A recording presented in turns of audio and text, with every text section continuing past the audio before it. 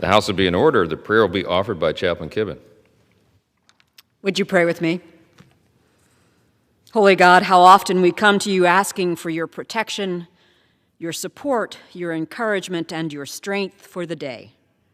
And again today we pray for these things. We pray that you will help us be on our guard against everything that is not of you, forswearing hatred and unrighteousness, and remaining alert when facing decisions that erode our character and undermine our best intentions.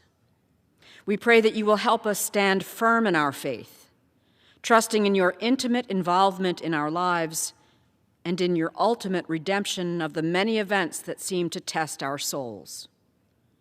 We pray for courage when faced with situations that challenge us to demonstrate perseverance and integrity. We pray for strength, not dominance and not victory, but the strength of conviction, a strength found only in your righteousness and made effective through your wisdom. But perhaps the thing we are least inclined to pray for, and the thing we most need, is that you enable us to do all these things in love. For love requires us to set aside all bitterness, anger, hurt, and self-righteousness, and to open our hearts to those with whom you have called us to serve. Lord, grant us all these things in accordance with your will, but above all, help us to love as you have loved us. In sure and certain hope that you will hear and answer all our prayers, we offer them in your merciful name. Amen. Amen. The chair has examined the journal of the last day's proceedings and announces to the House the approval thereof. Pursuant to Clause 1 of Rule 1, the journal stands approved. The Pledge of Allegiance will be led by the gentleman from Tennessee, Mr. Burchett. I pledge allegiance to the flag of the United States of America and to the republic for which it stands, one nation, under God, indivisible, with liberty and justice for all. The chair will entertain up to 5 requests for 1-minute speeches on each side of the aisle. For what purposes does the gentleman from Tennessee seek recognition?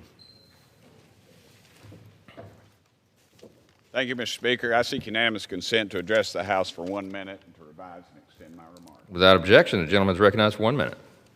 Mr. Speaker, I rise today to honor a dear friend of mine, Diane Jordan. She was the first black woman to serve on the Knox County Commission. Diane served 4 terms from 1992 to 2007, was known for a passion for improving Knox County while wearing some really cool cowboy hats of hers. That's one right there. Diane grew up in our community and knew it better than anyone. She was always serving, looking for ways to make it better. In a time of great division in Knoxville, she was one of those that was always in the middle of it, trying to fix things with peaceful conversations, Mr. Speaker, something we don't see a lot of anymore. She is known for her sayings about working together across the aisle to bring change to the people we represented as one. We could all take a lesson from Diane, Mr. Speaker. After her 4 terms, she continued public service through community philanthropy and mentoring other city officials, including my friend, former Knoxville Councilwoman Gwen McKenzie. She leaves behind her husband of 41 years, Reverend John Jordan, 8 kids, and more than 20 grandkids.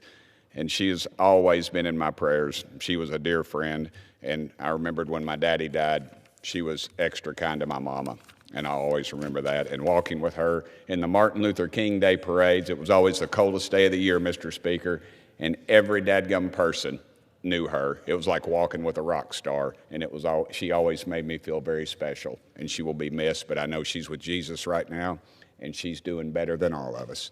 Thank you, Mr. Speaker. Gentleman yields. For what purpose does the gentleman from Florida seek recognition? Mr. Speaker, I seek unanimous consent to address the House for 1 minute and to revise and extend my remarks. Without objection, the gentleman is recognized. Mr. Speaker, in celebration of Black History Month, I rise today to recognize extraordinary black luminaries from Central Florida for their work and impact on the community that I proudly represent. Through tireless advocacy, they have strengthened our neighborhoods, expanded the opportunity for those too often left behind, and improved the lives of countless families across Orlando. Admiral David Brewer, Alvin J. Cohens, Jennifer Desio Herrera, Chet Glover, Florida Supreme Court Justice James Perry, Ann Perryville, Lisa Williams, the late great State Senator Geraldine Thompson, and the late Eatonville Mayor Eddie Cole. Today and always, we celebrate their achievements and continue to honor Black excellence, not just Black history, but also the history we're continuing to create. I yield back. Thank you.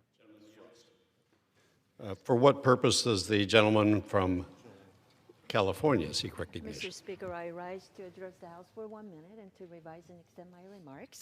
Without objection, the gentlewoman is recognized for 1 minute. Today, I rise in support of my bill, the Bridge for Young Onset Alzheimer's Disease Act. Right now, Americans diagnosed with Alzheimer's after age 65 receive immediate Medicare coverage. But for those diagnosed before 65, despite facing the same devastating disease, are forced to wait nearly 29 months for the exact same care. For the 200,000 Americans living with young onset Alzheimer's, that delay is devastating. The Bridge for Youth Act fixes this gap by eliminating the Medicare waiting period for those with young onset Alzheimer's. Early access to care matters. This disease progresses very quickly. Many patients lose the ability to work or support themselves long before coverage kicks in, while families are left to shoulder an additional $20,000 a year in out-of-pocket costs. Congress has acted before for rapidly progressing disease like ALS. We should do the same here. As one of my constituents put it, this bill puts health and dignity first, and I urge my colleagues to support the Bridge for Youth Act, and I yield back my time. Lady yields. For what purpose does the gentleman from California seek recognition? Address the body for 1 minute without objection. Without objection, the gentleman is recognized for 1 minute. Mr. Speaker, I rise today to recognize East Fullerton Little League's 70th birthday. Little League's mission is to instill on children the values of sportsmanship, honesty, loyalty, and courage, aiming to produce well-adjusted, stronger, and happier children. The hundreds of volunteers who take the job of running a Little League are usually the unsung heroes. And that's why I'm standing here today to recognize the Little League volunteers who have stepped up to the plate to demonstrate benefits and values of volunteering, family, and sportsmanship. Let's follow their example, the example of our Little League parents and volunteers, by making a pledge to support our youth in our community and support the people who spend countless hours teaching America's favorite pastime. Let's play ball, Mr. Speaker. Gentleman yields. For what purpose does the gentleman from California seek recognition? Mr. Speaker, I ask unanimous consent to address the House for 1 minute and to revise and extend my remarks. Without objection, the gentleman is recognized for 1 minute.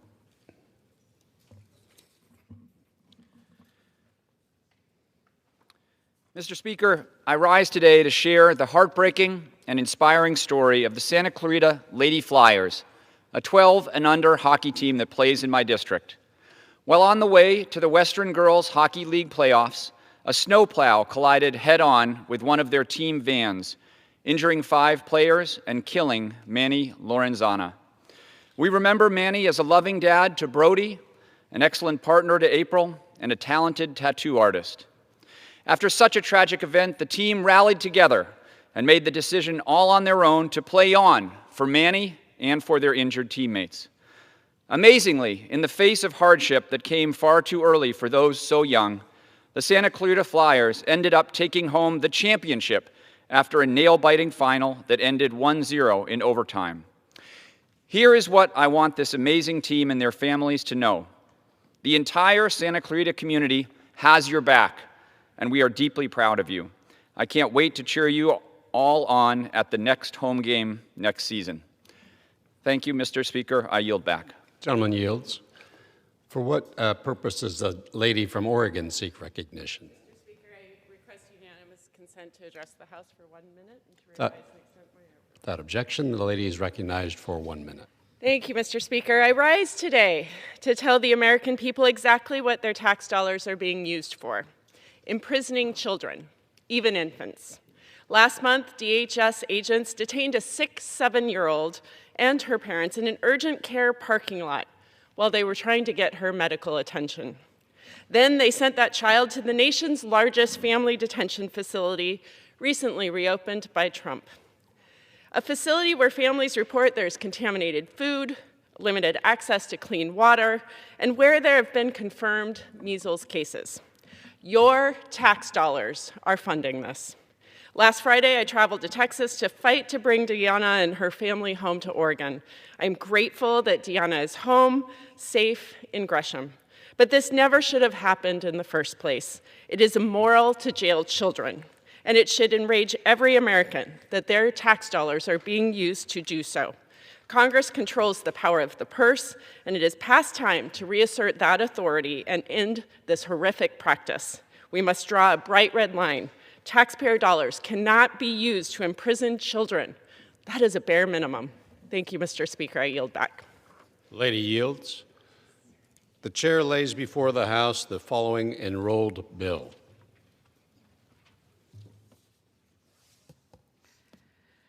Senate 3705, an act to provide for the creation of a congressional time capsule in commemoration of the semi-quincentennial of the United States and for other purposes.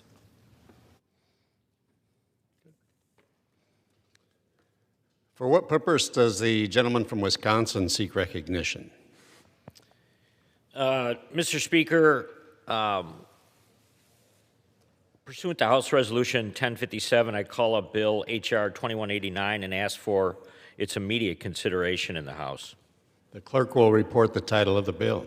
Union Calendar Number 403, H.R. 2189, a bill to modernize federal firearms laws to account for advancements in technology and less than lethal weapons and for other purposes.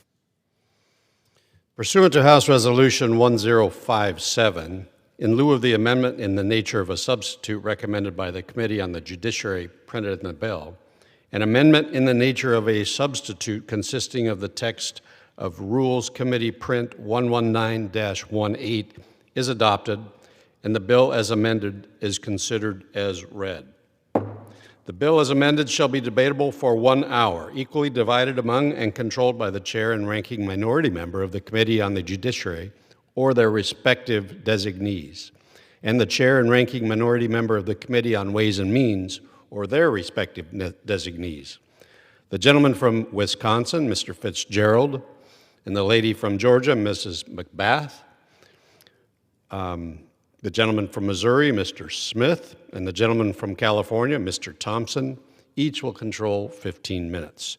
The chair recognizes the gentleman from Wisconsin, Mr. Fitzgerald. Mr. Speaker, I ask unanimous consent that all members may have 5 legislative days in which to revise and extend their remarks and insert extraneous material on H.R. 2189. Without objection. I yield myself such time as I may consume. The gentleman is recognized. Thank you, Mr. Speaker. I rise in strong support of H.R. 2189, the Law Enforcement Innovate to De-Escalate Act. This bill will put life-saving, less lethal technology in the hands of more law enforcement and public safety officers. When the Gun Control Act of 1968 was enacted more than 50 years ago, it was not written with the intent to regulate less lethal projectile devices such as tasers. Unfortunately, if a taser or other device uses an explosive propellant to discharge the projectile, the ATF classifies it as a firearm. This makes it more difficult for law enforcement and public safety officers to obtain and use these devices. For starters, many states prohibit public safety officers from using firearms. In at least 12 states, correctional officers are unable to carry firearms in the course of their official duties. Many state laws also prohibit or restrict the use of firearms in schools, hospitals, and meaning security officers would be unable to purchase these devices if they're needed. For police departments, law enforcement officers can be unfairly subjected to higher levels of liability exposure for discharging a quote-unquote firearm than a less lethal device. This includes my own state of Wisconsin, which includes in its definition of deadly force the discharge of a firearm. Mr. Speaker, that is why the Law Enforcement Innovate to De-Escalate Act is both necessary and important. H.R. 2189 makes a small but important change to the Gun Control Act's definition of a firearm to appropriately define the less lethal projectile device. It does so by instituting a 5-part test, ensuring only devices that are truly less lethal will pass ATF scrutiny. It also exempts these devices from the firearm excise tax. The simple logic being that police departments and manufacturers should no longer be paying a firearm tax on a device that no longer is classified as a firearm. It was never intended to apply to them in the first place, and it should not apply to them now. By making these simple changes, we are equipping our law enforcement and public safety officers with the best tools to keep our communities safe and our first responders out of harm's way. Innovation should be rewarded, not stifled, and this bill does just that.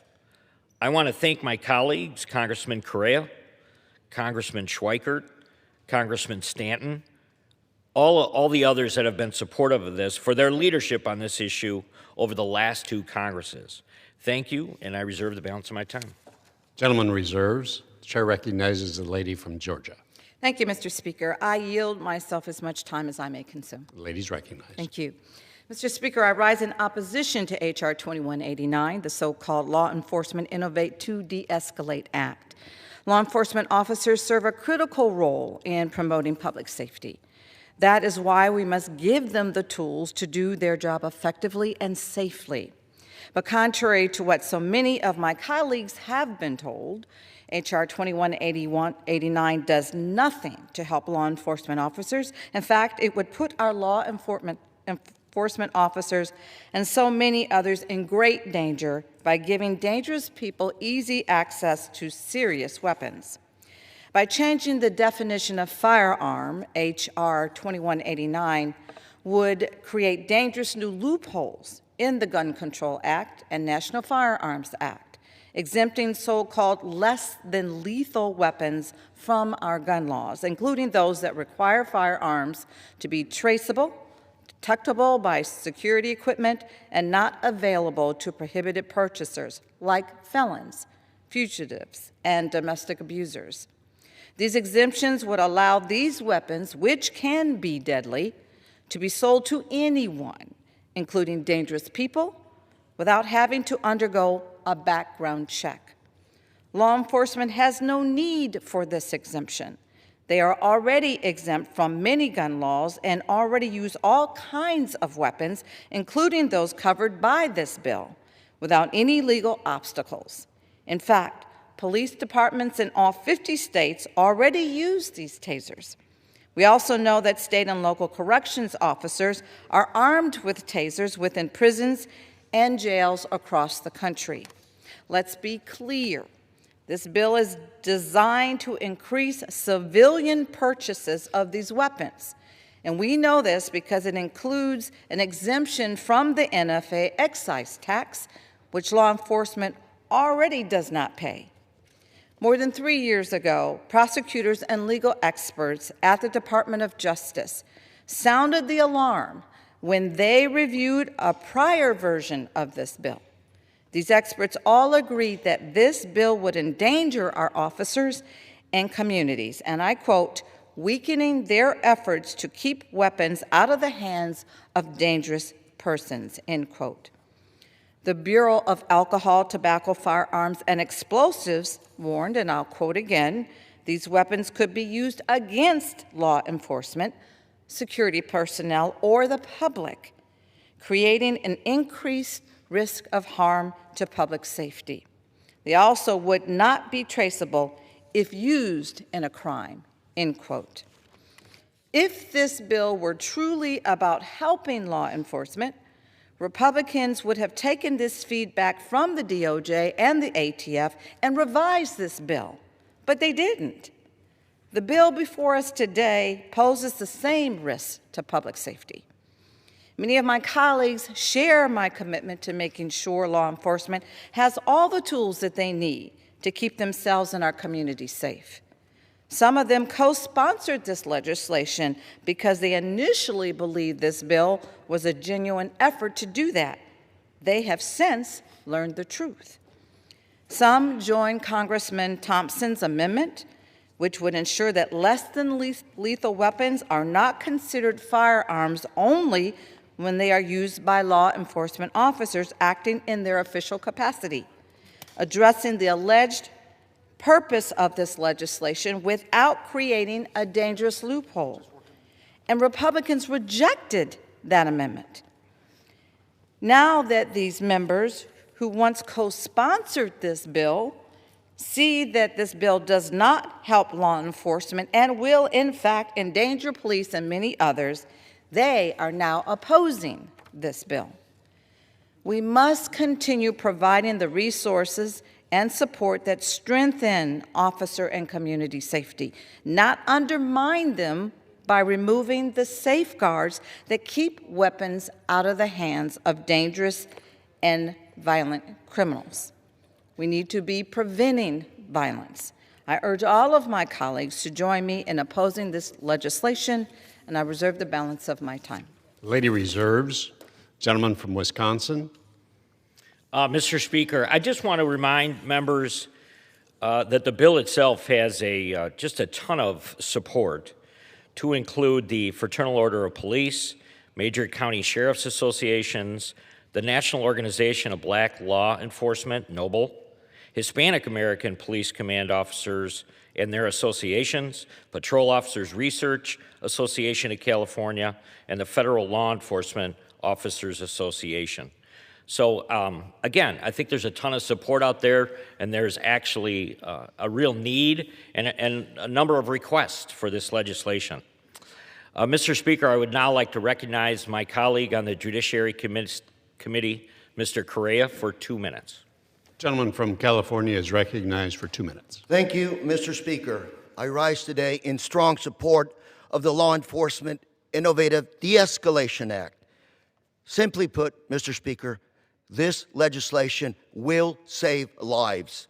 It is supported, as my colleague has said, by an unprecedented historic coalition, 95 bipartisan co-sponsors across 35 states, support from the Fraternal Order of Police, major county sheriffs, Hispanic American Police Command Officers Association, Peace Officers Research Association of California, African American Mayors Association, Moms Against Police Brutality, and the Prince Jones Jr. Foundation. This collaboration, this coalition of law enforcement leaders and community justice advocates doesn't happen by accident. It's because this legislation is sound policy, balanced, and is needed. Modern, less than lethal devices, like the latest taser systems, fully integrate body-worn cameras, automatically capturing and improving oversight.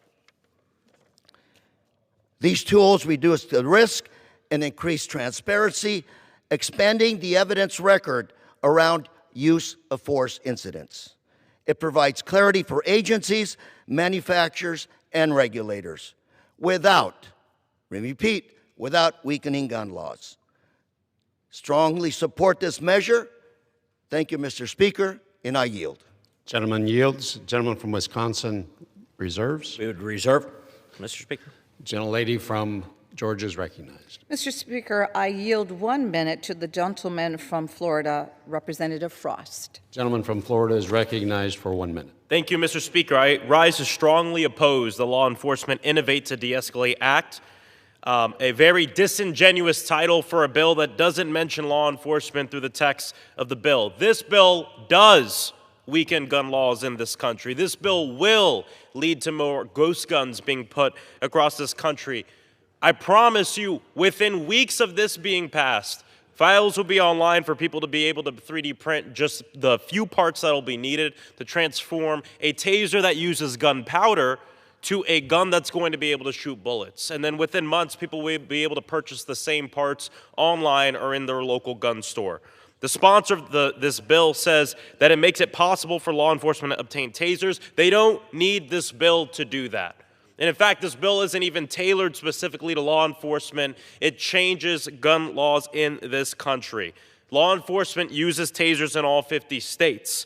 Gun violence is already the leading cause of death for children in our country. This Congress does not need to be in the business of weakening the laws that we do have, but we do need to be in the business of doing what we need to do to end gun violence in this country. Gentleman's I time's urge expired. my colleagues to vote no, and I yield back. Gentleman yields. Lady from Georgia reserves. Thank you, Mr. Speaker. I now yield 5 minutes. Lady from Georgia reserves. I reserve. Yes. Sorry. Gentleman from Wisconsin is recognized. Mr. Speaker, I just want to remind members again that a lot of the accusations that this will create other avenues for individuals to get firearms, it's just not true.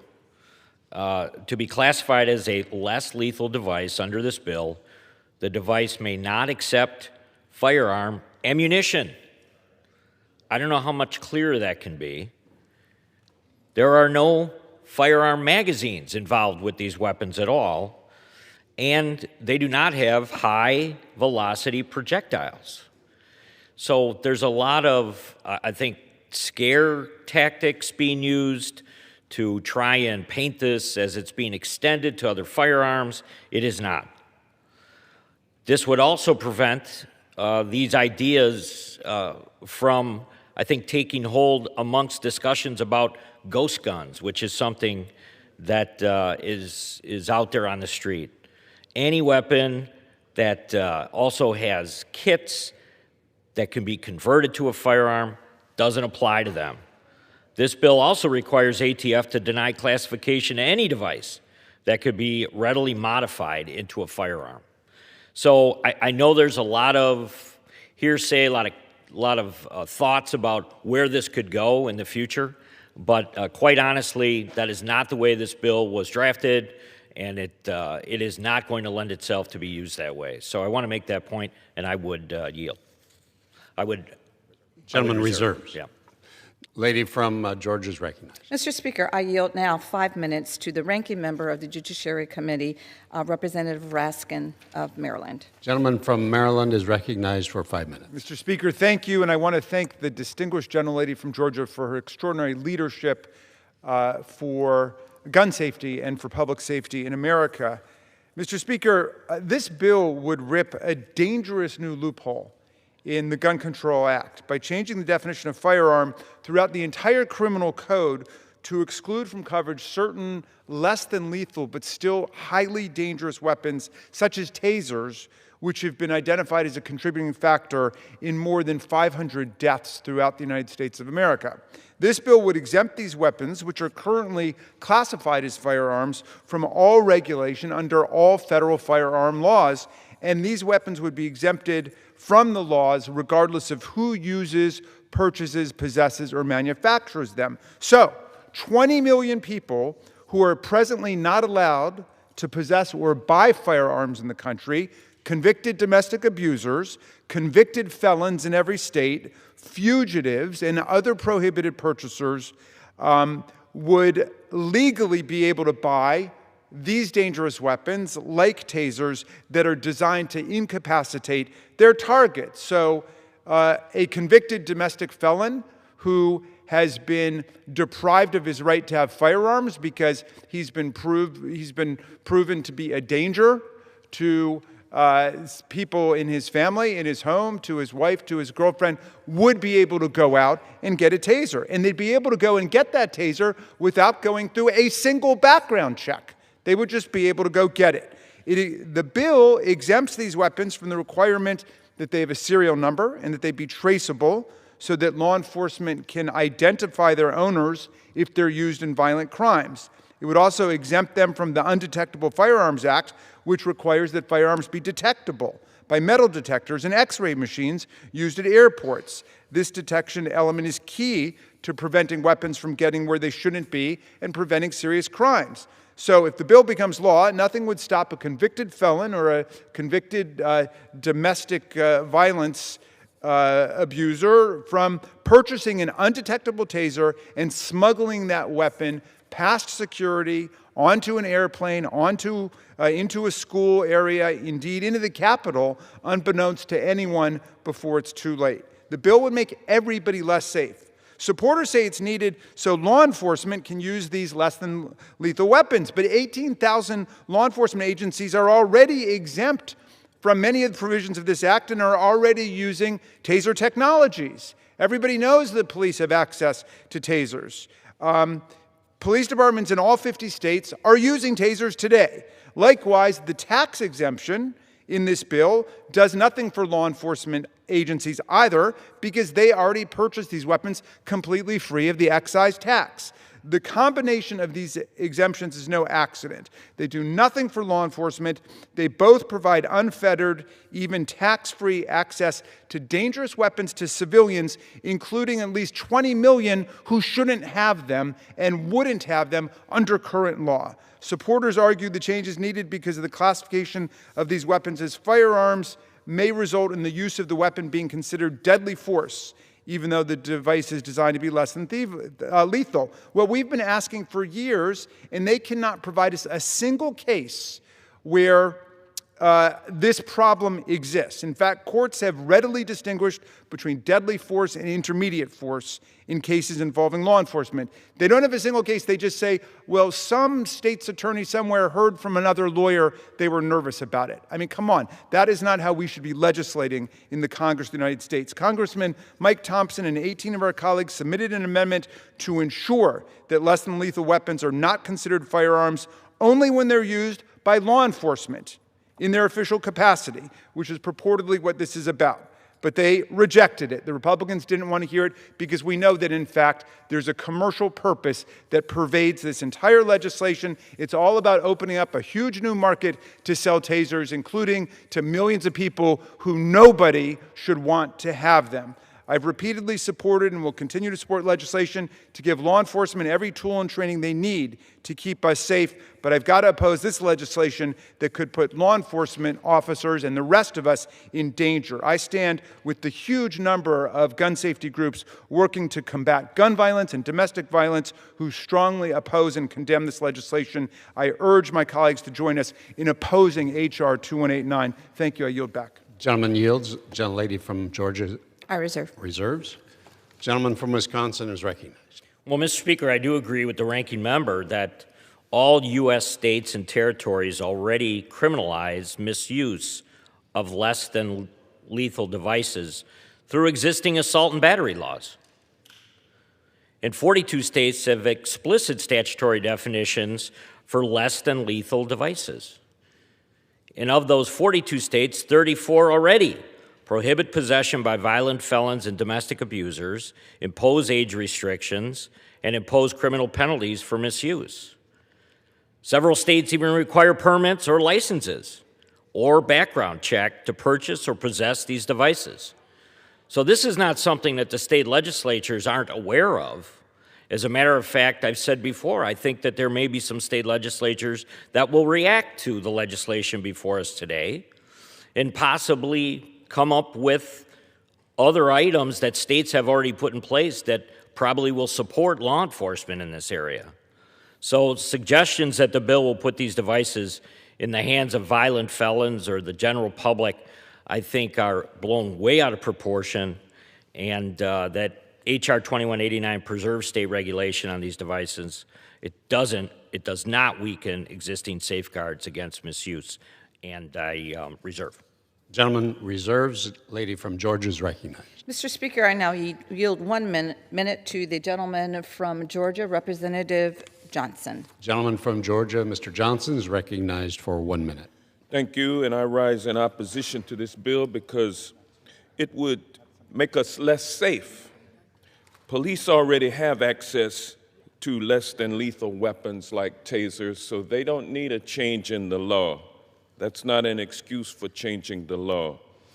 And this bill expands access to dangerous, prohibited individuals by stripping away federal safeguards. Tasers may not shoot bullets, but they are still dangerous in the wrong hands. And this bill would mean that anyone can buy them without a background check, including people convicted of serious violent crimes and including domestic abusers with restraining orders against them. This bill would also eliminate serialization, making these dangerous devices untraceable. H.R. 2189 is a reckless expansion of the gun industry. Because we all care about public safety, I urge my colleagues to stand with me and my colleagues in opposition to this dangerous piece of legislation, and with that, I yield back. Gentleman yields. Lady from Georgia is I reserves. Gentleman from Wisconsin is recognized. I also, Mr. Speaker, will reserve. Gentleman from Wisconsin reserves. Lady from Georgia. I'd like to yield 1 more minute to the Representative Frost from Florida. Gentleman from Florida is recognized for 1 minute. Thank you so much, Mr. Speaker. You know, when I first heard about this bill, I thought it was very interesting that my Republican colleagues had this newfound conviction in helping to prevent law enforcement, doing bad things to people and working to de-escalate law enforcement. I mean, I remember, I am someone who has been a victim of the abuse of law enforcement, and I just haven't heard my colleagues ever talk about it. And so I came at this bill skeptically and looked at it, and it turns out the bill itself was pretty much written by a corporation, Axon, that wants to sell a new type of taser. Let's be clear with everyone. You can buy a taser right now. And everyone watching, you can go online and look at the fact that you can buy it on Amazon, you can buy a taser right now. But this has to do with new technology that uses gunpowder. This is the reason the ATF decided to regulate this years ago. And so this doesn't have to do with de-escalating law enforcement, which has tasers in all 50 states. This has to do with selling more weapons and firearms. And I encourage my colleagues to vote no. Gentleman yields. Lady from Georgia, reserve. I reserve. Gentleman from Wisconsin, recognized. Thank you, Mr. Speaker. I just remind the members we have 22 Democrat co-sponsors on this bill. And I'm sure that those members are hearing from their own local law enforcement. I'm sure they're hearing from their chiefs of police. I'm sure they're hearing from their sheriffs. I'm sure that they're hearing from some private security firms that want to be able to access this technology that's been there for some time, has been proven to be a de-escalator in these very tense situations that law enforcement find themselves in. So I'll just say, Wisconsin, my state, defines deadly force in its use of force policy as the intentional use of a firearm or other instrument that creates a high probability of death or great bodily harm. So that is what we're trying to overcome, is this definition that does not fit this new technology. Wisconsin already regulates the use of tasers and stun guns at the state level. You must be 18 plus to own a stun gun or taser, and you must be 21 and possess a valid concealed carry permit to carry in the public. So this is not going to be unchecked. There are absolutely going to be legislatures that will revisit this. And it's currently felony to carry a stun gun or taser in public without a valid permit. And it's illegal to possess stun guns or tasers for those who had prior felony convictions. So a lot of this has already been thought out. It's law enforcement that thinks about these items each and every day. It's those in leadership positions that think about these items, and we're responding to that. That's simply what we're doing here. So once again, I think it's a great bill. I hope that members support it. It sounds like it's going to be what I would expect a solid bipartisan vote today, and I will reserve. Gentleman reserves. The lady from Georgia is recognized. Mr. Speaker, I'd like to yield 1 minute to the gentlewoman from California, Representative Kamlager-Dove. The lady from California is recognized for 1 minute. Thank you, Mr. Chairman, and I rise today in strong opposition to H.R. 2189. Let's get honest about what this bill does and doesn't do. It does not require training, it does not set standards, it does not improve accountability, and it does not apply only to law enforcement.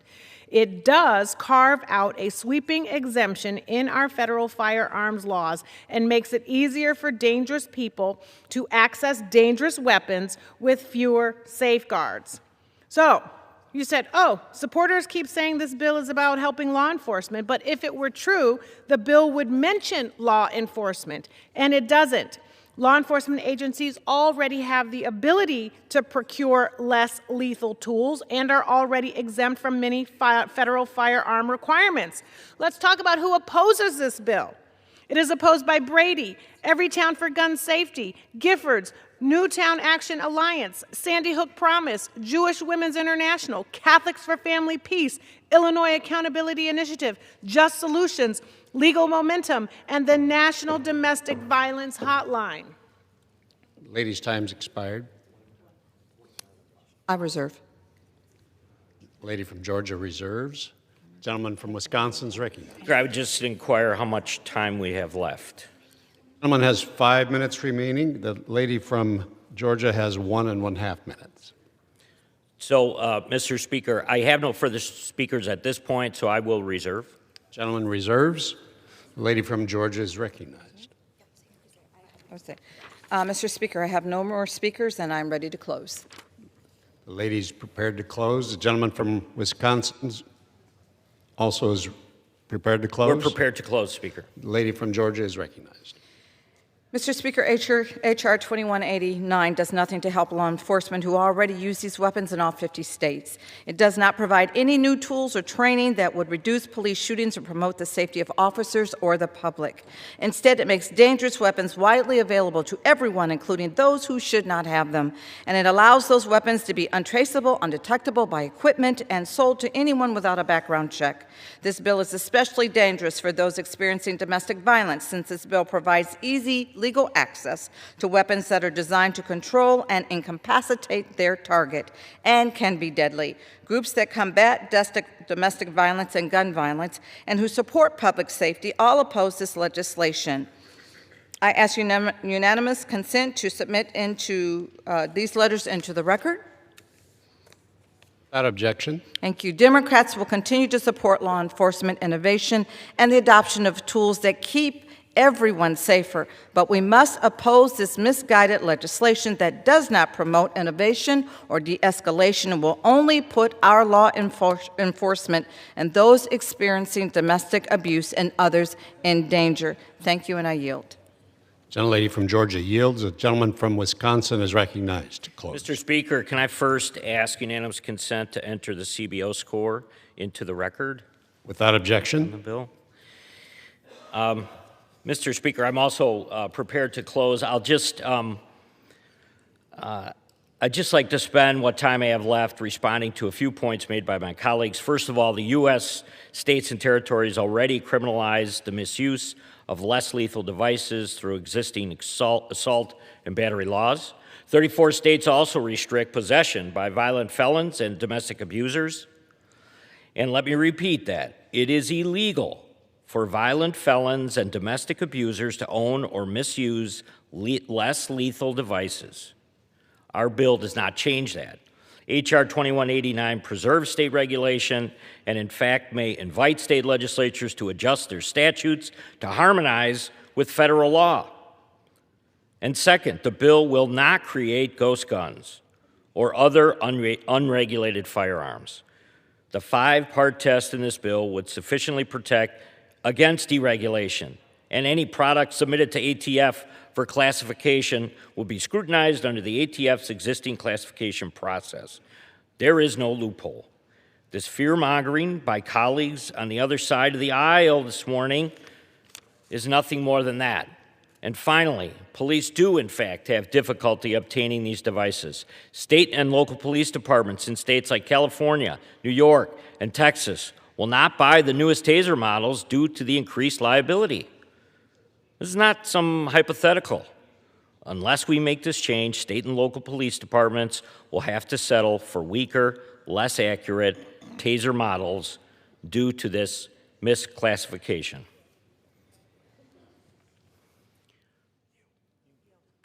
I yield the balance of my time. Gentleman yields.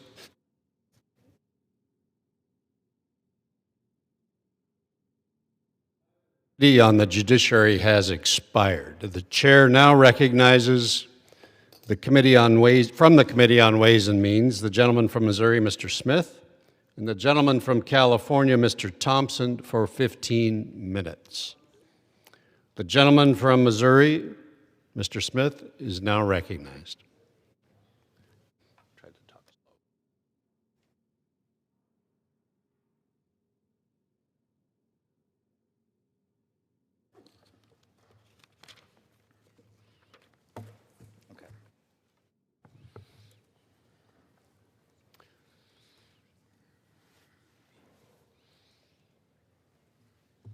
Gentleman from Missouri is now recognized. Mr. Speaker, I yield myself such time as I may consume. Gentleman is recognized. Thank you, Mr. Speaker. I rise today in support of H.R. 2189, which includes the Innovate Less Lethal to De-Escalate Tax Modernization Act, led by Congressman David Schweikert.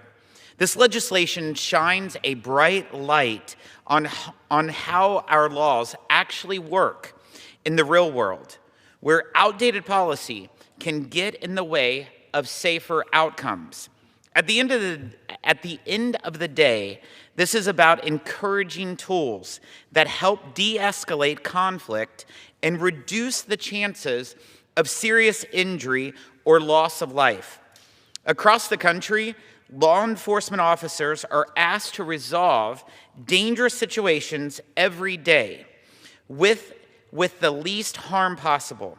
Less than lethal devices like tasers and similar technologies exist for that exact purpose.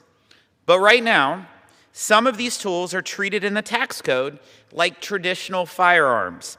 That means they can face extra taxes and regulatory burdens that were never designed with such tools in mind. The result is higher cost, more red tape, and slower adoption of technology that can actually make encounters safer for both officers and civilians. This bill fixes that mismatch. It makes clear that less than lethal weapons, such as tasers, should not be taxed like firearms. It gives clarity to manufacturers, certainty to regulators, and ultimately better access to life-saving tools for law enforcement and the communities that they serve. I want to thank Representative Schweikert for his incredible leadership on this bill that keeps our laws in pace with real-world solutions that reduce harm and protects our communities. I reserve the balance of my time. Gentleman reserves. Gentleman from California, Mr. Thompson, is recognized. Thank you, Mr. Speaker. I yield myself as much time as I may consume. Gentleman's recognized.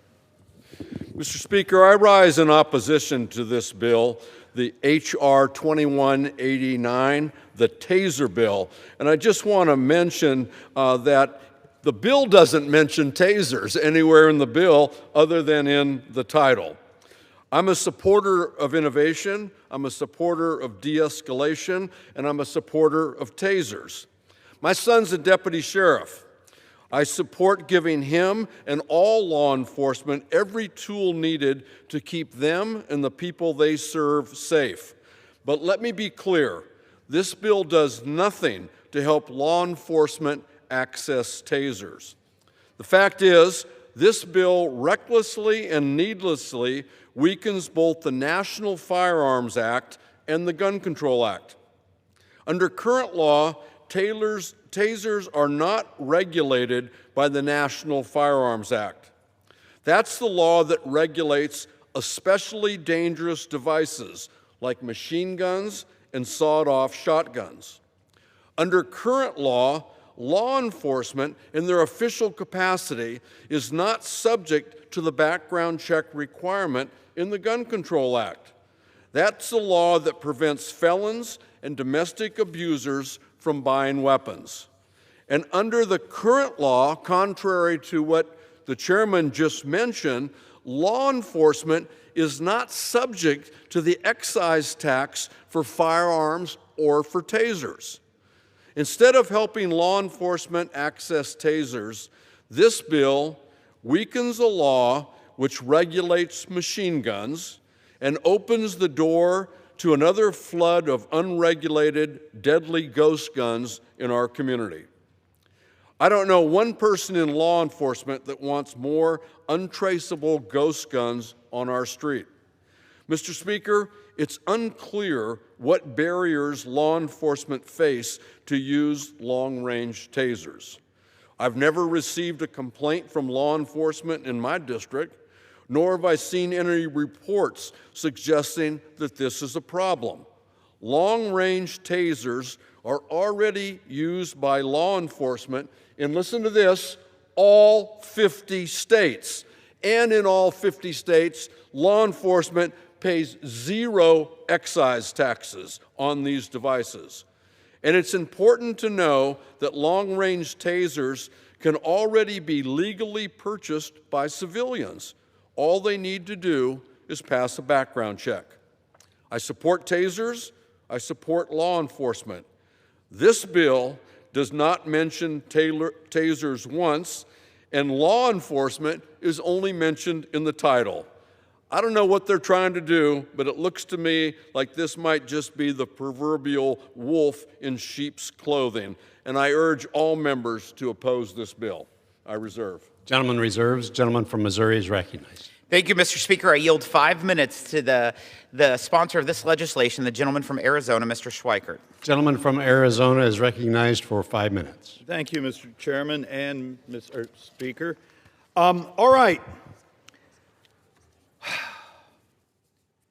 Yeah, have you ever had a piece of legislation, we all go through this, where you have your friends on the opposite side who say things and you go, wow, I can't find that in this piece of legislation. But, you know, I guess we're all sometimes in the pandering business. Look, about a year ago, in my community, we had a woman who came running out of her house holding a knife. She was having some sort of horrible mental health issue, and she's charging a police officer with a knife.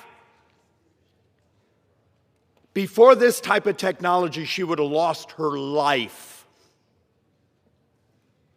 because a traditional firearm would have been used. They used a non-lethal.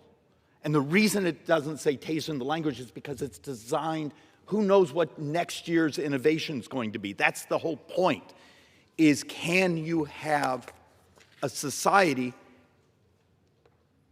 where through the use of technology, people don't die?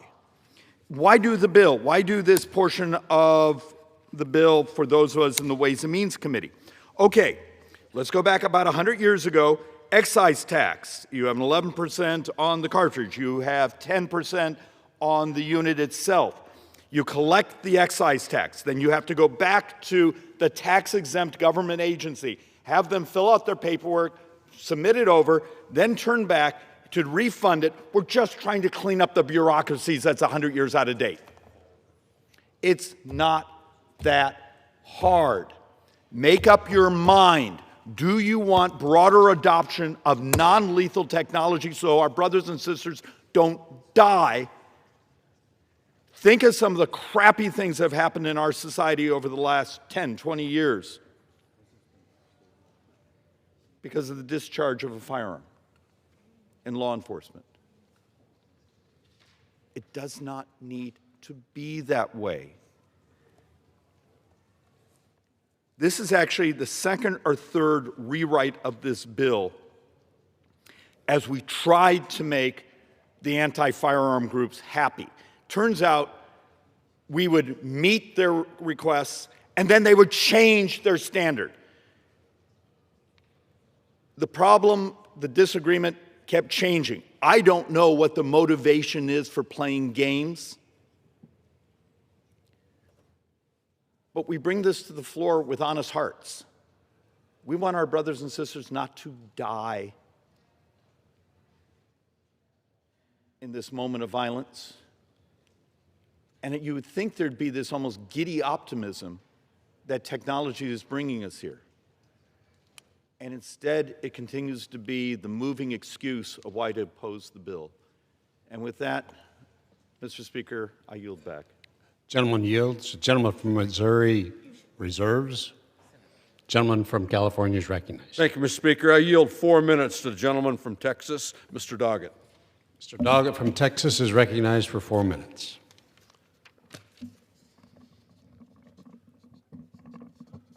We're barely 2 months into this new year, and yet we've already had 35 mass shootings devastating communities across the country.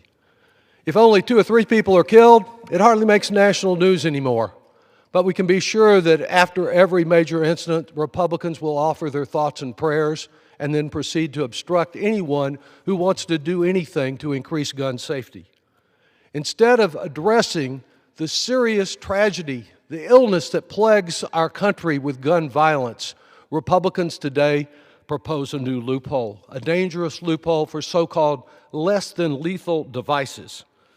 And once they are no longer considered federal firearms under the federal definition, protective rules go away. That means no background checks. That means no serial number on the equipment so that the police can trace it if a criminal is using it. I have great respect to the gentleman from Arizona, but using his example of that woman coming at a police officer with a knife, this bill does nothing for the police officer. He can get full access to less than lethal weapons now. But the woman, if she had a mental health problem and was barred from a federal firearm, she could now go buy one of these less than lethal devices. In fact, it's not just one woman in Arizona. There are 5 million convicted felons in this country. There are 7 million people with mental health conditions, all barred from getting a federal firearm, and this dangerous loophole is designed to assure that they now will see a giant sign saying, "Come and get your weapon," because they no longer will be prohibited from getting one of these weapons, while the police officers, the law enforcement officers across this country get no benefit. In fact, their job is made more difficult because these weapons can no longer be traced when used by one of these convicted felons who chooses to engage in other criminal activity. These less than lethal devices, as they have been labeled, include tasers, and there is one story after another, horrible story with details of criminals that have used tasers as they raped and abused their victims. Beanbag rounds. We had those used in Austin against a number of teenagers. They may be called less than lethal, but they required multiple life-saving conditions, life-saving surgeries to bring them back to decent health, and then with serious disability. And with homemade alterations which can occur to these less than lethal weapons, they can become more rapid fire. They can become much more dangerous and still untraceable weapons. There are so many things that we could be doing in this Congress concerning gun safety. Mr. Thompson has had a universal background check, not to deny anyone, but to assure that everyone who is not really with a mental health condition or some other condition, someone you want getting a gun, to assure the safety through that background check, something that's been widely supported by law enforcement. There is a concern about the weapons of war that are brought onto our streets and kill multiple people. There are a number of reasonable measures that have been advocated by one group after another across this country to make our streets safer, to have parents, when they send their children off to school, know they will come home and won't have to spend all their time fearing the kind of violence that we saw in Uvalde, Texas, that led to the deaths of so many little children. These are things the Congress could be working on right now, and instead this loophole that will allow more people who should not have a gun because of their criminal history or their mental health condition will allow them to get that weapon. Real public safety means fewer weapons on our streets, not more loopholes. I yield back. Gentleman yields. Gentleman from California reserves. Gentleman from Missouri is recognized. Thank you, Mr. Speaker. I yield 3 minutes to the gentle lady from New York, Miss Tenney. The lady from New York is recognized for 3 minutes. Thank you, Mr. Speaker, and I thank the gentleman for yielding. It is it's about time that we support the Law Enforcement Innovate to De-Escalate Act. This crucial legislation ensures that law enforcement offices have access to the best, less than legal technologies for de-escalation. Under current law, certain new less than lethal technologies are included under the National Firearms Act, NFA, a law designed to regulate firearms. However, due to the definition of firearms under the NFA, this includes less than lethal devices such as the new Taser 10. This bill will modernize the NFA to include less than lethal category to ensure that devices like the Taser 10 are not designated to be lethal, are not included under the NFA's taxes and regulations designed for firearms for use by municipalities, not individuals. I'm honored to be a co-sponsor of this bill, along with, I think, at least 22 common sense Democrats, and strongly support its passage through the House Ways and Means Committee. However, I'm disappointed that so many of my colleagues on the other side of the aisle refuse to support this common sense bill. Instead, they want to politicize and talk about completely unrelated matters, while some on the other side resort to fear-mongering. House Republicans, and I said 22, I believe, common sense Democrats are committed to ensuring law enforcement has the tools and resources they need to keep our communities safe. Every major police organization is supporting the passage of this legislation, including the Fraternal Order of Police, the Federal Law Enforcement Officers Association, the Major County Sheriff's Association, and the National Organization of Black Law Enforcement Executives. This is a pro-police, pro-community, and life-saving piece of legislation. I urge the Senate to vote on this bill expediently, and I also want to thank my colleague, Representative Fitzgerald, Speaker Johnson, Leader Scalise, and of course Chairman Smith, once again for bringing this bill to the floor. I yield. Gentlelady yields. Gentleman from Missouri reserves. Gentleman from California is recognized. Thank you, Mr. Speaker. I just want to point out my good friend from New York talking about how important this is for law enforcement to have access to these types of taser. As I said in my opening remarks, all 50 states already have access to these tasers. And as a matter of fact, in New York, the gentlewoman who just spoke talked about their need to have them. The New York Police Department uses these tasers. The Syracuse Police Department uses these tasers. Matter of fact, their use is funded by a state grant. The Ramapo Police Department uses these tasers. In Arizona, where my friend Mr. Schweikert is from, the Phoenix Police Department uses these tasers. The Mesa Police Department uses these tasers. The Scottsdale Police Department uses these tasers. This is not about providing access for law enforcement to use these tasers. They're already used in all 50 states.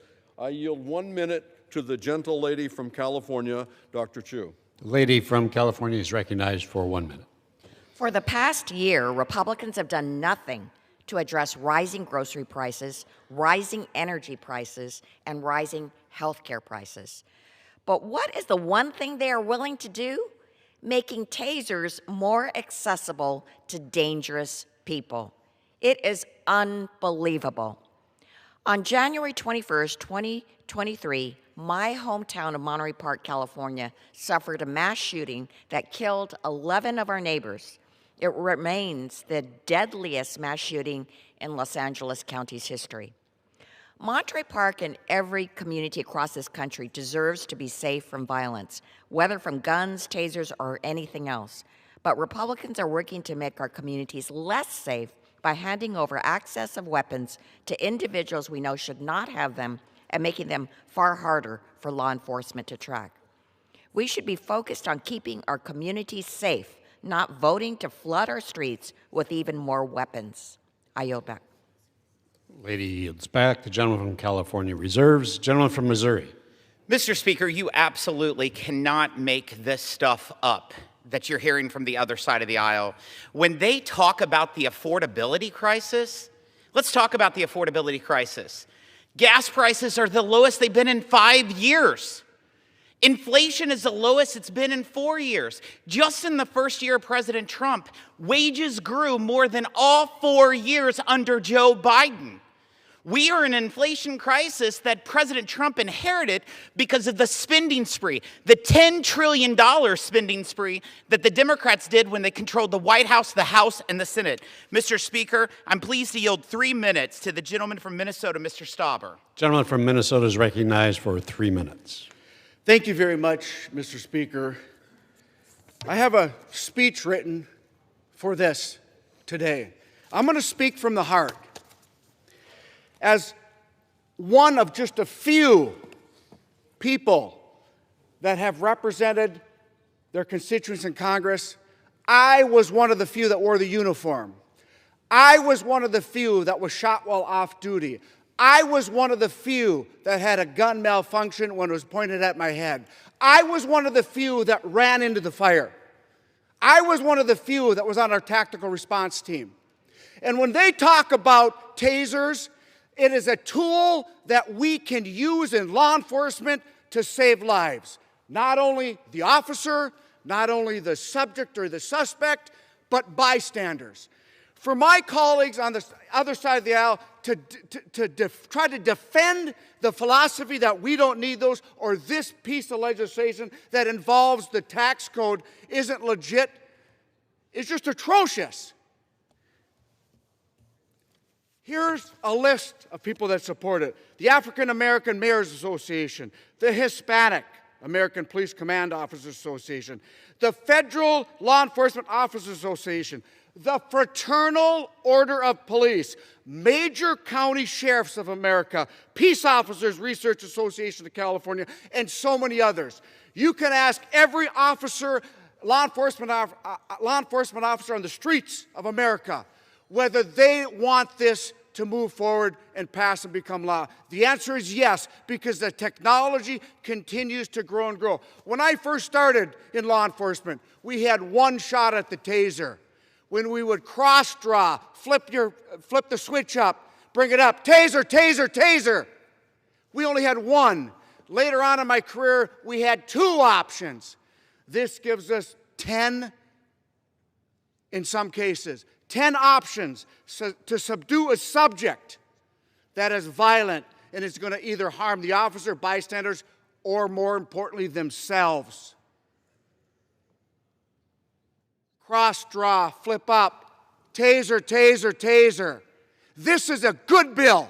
And my colleagues on the other side of the aisle, they know it's a good bill. In fact, one of the co-sponsors won't even come and talk about it, because his majority, Mr. Speaker, doesn't want it. This is the extension of the defund the police. I've had it. We need to protect law enforcement. We're the ones that call them when we're in harm. They come to the fight. They will be there when we call 911. And yet my colleagues on the other side of the aisle won't support something that defends the cops, helps them with another tool on their tool belt to make sure they're safe, the subject is safe, and any bystanders. It is unconscionable. This is a great bill, and I wholeheartedly support it, and I hope my colleagues on the other side of the aisle will too, and I yield back. Gentleman yields. Gentleman from Missouri reserves. Gentleman from California is recognized. Thank you, Mr. Speaker. I want to thank Mr. Stauber for his time in public safety. I want to thank him for being a cop. We all owe a deep gratitude to those in uniform who keep us safe. And as I mentioned when I first made my opening statement, my son's a cop. I appreciate him. I appreciate all his colleagues. But it is disingenuous to stand on this floor and say this bill is needed so cops can have access to this particular type of taser technology. Mr. Stauber's from Minnesota.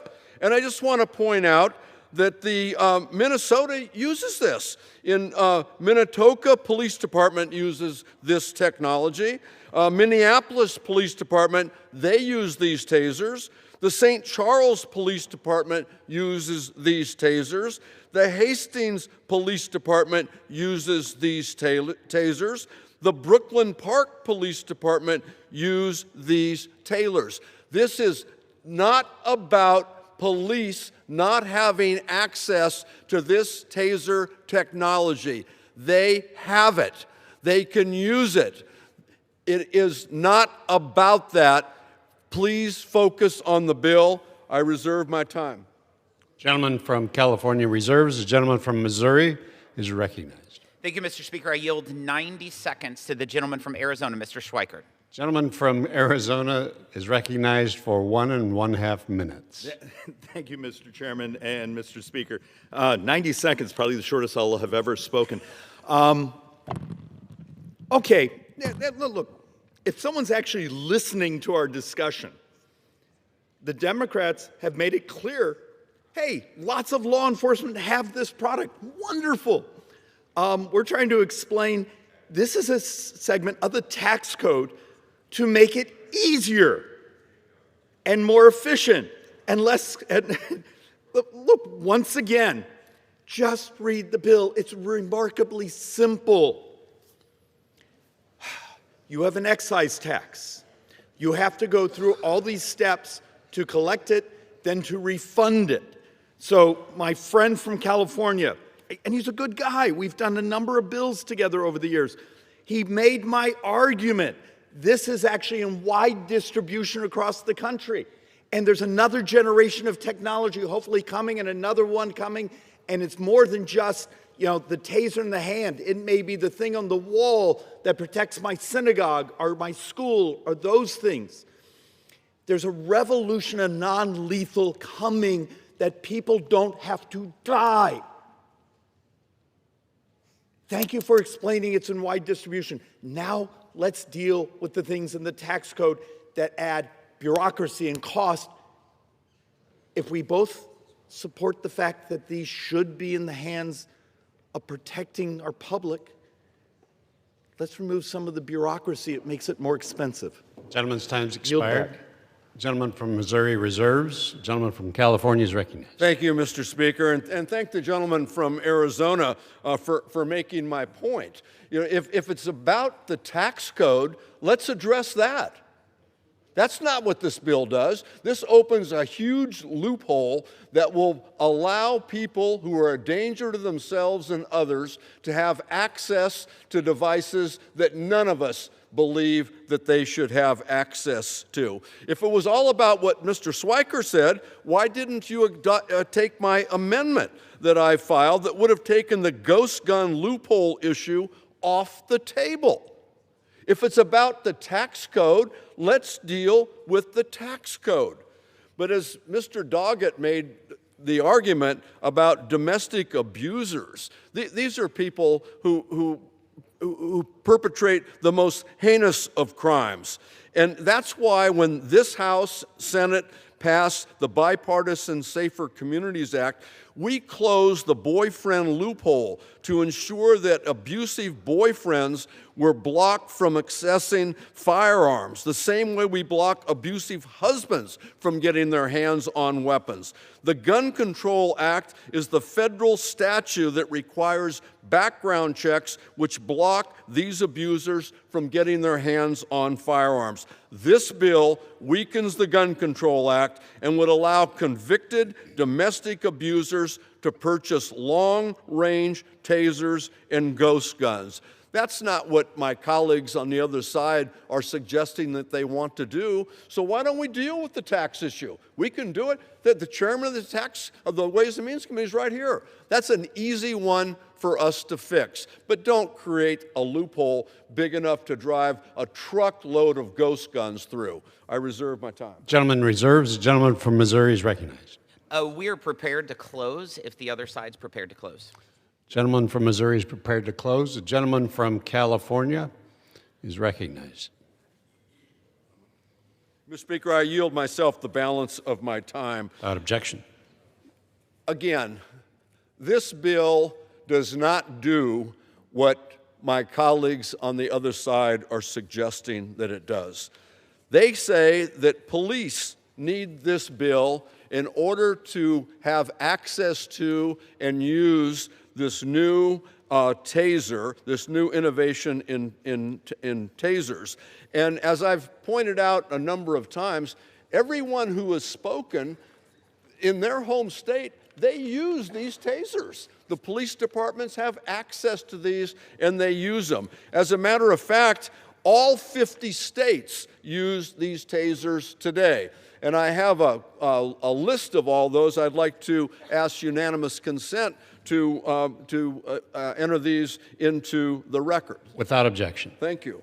Also, the issue of domestic abusers. The idea that this body would make it easier for domestic abusers to get new technology in tasers is just beyond explanation. We should be extremely worried about these people getting this type of technology. And then for folks who make the argument that people are afraid, they want to have taser technology, the newest taser technology to keep themselves safe in the civilian space, I understand that. And they are not precluded from being able to purchase and have this new technology in tasers. They just have to get a background check to make sure they aren't domestic abusers, to make sure they're not prohibited individuals who couldn't otherwise get firearms. This bill does a lot more than the proponents are suggesting that it does. If, in fact, they want to deal with the issues that they stood on this floor today and talked about, all good issues, everybody will agree with that. Let's do it.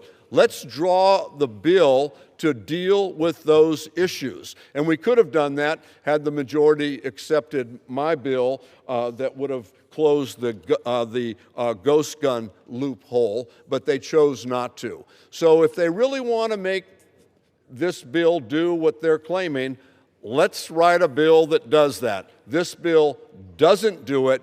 This puts American communities at risk. I urge a no vote. Gentleman yields. Gentleman from Missouri is recognized to close. Mr. Speaker, I yield myself the remainder of my time. Without objection. Mr. Speaker, based on the comments that we've been hearing from the other side, it is proof that they didn't take the time to read the 7-page bill that we're debating on the floor. Because the accusations, the comments you've heard, are clearly not identifiable of the legislation that is being debated. This bill comes down to basic common sense. Our tax code should not put unnecessary barriers in front of technologies designed to reduce harm. Representative Schweikert's legislation helps align our tax policy with our public safety goals. It supports innovation. It encourages less lethal means of law enforcement and removes an outdated burden that never made much sense to begin with. When Congress has the chance to make a straightforward fix that can contribute to safer communities and smarter policies, we should take it. I commend Congressman Schweikert for his leadership, and I urge my colleagues to support this bill. I congratulate 22 brave Democrats who believe in less lethal force by sponsoring this legislation. I just wish there was more of that party. I yield back. The gentleman from Missouri yields. All time for debate has expired. Pursuant to House Resolution 1057, the previous question is ordered on the bill as amended. The question is on engrossment and third reading of the bill. Those in favor say aye. Those opposed, no. The opinion of the chair, the ayes have it. Third reading. A bill to modernize federal firearms laws to account for advancements in technology and less than lethal weapons and for other purposes. The question is on passage of the bill. Those in favor say aye. Those opposed say no. The ayes have it. The bill Mr. Speaker, is passed. ask for the yeas and nays. Gentleman from California. Ask for the yeas and nays. The yeas and nays are requested. Those favoring a vote by the yeas and nays will please rise. A sufficient number having risen, the yeas and nays are ordered. Members will record their votes by electronic device. This is a 15-minute vote.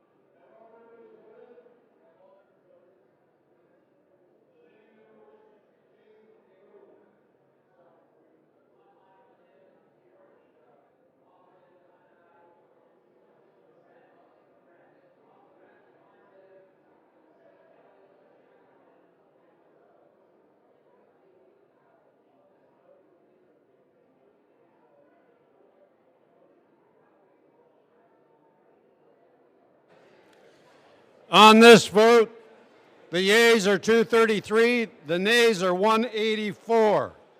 The bill is passed. Without objection, a motion. For him. For Jackson, I'll do it.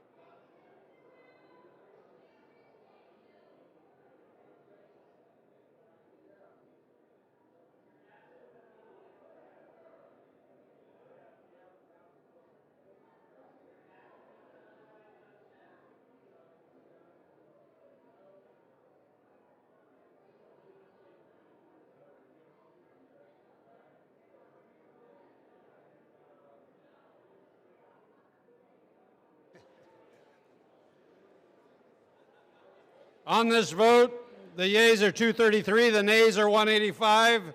The bill is passed without objection. A motion to reconsider is laid on the table.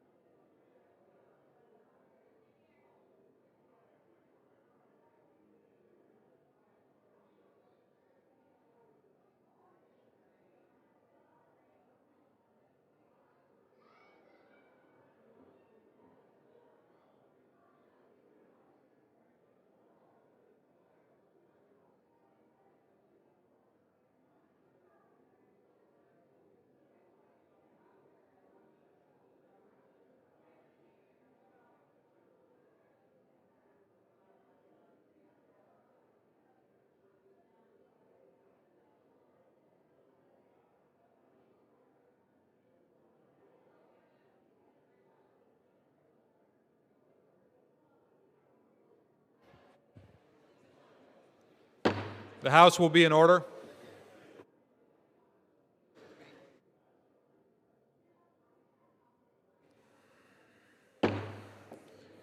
The chair will now entertain requests for 1-minute speeches.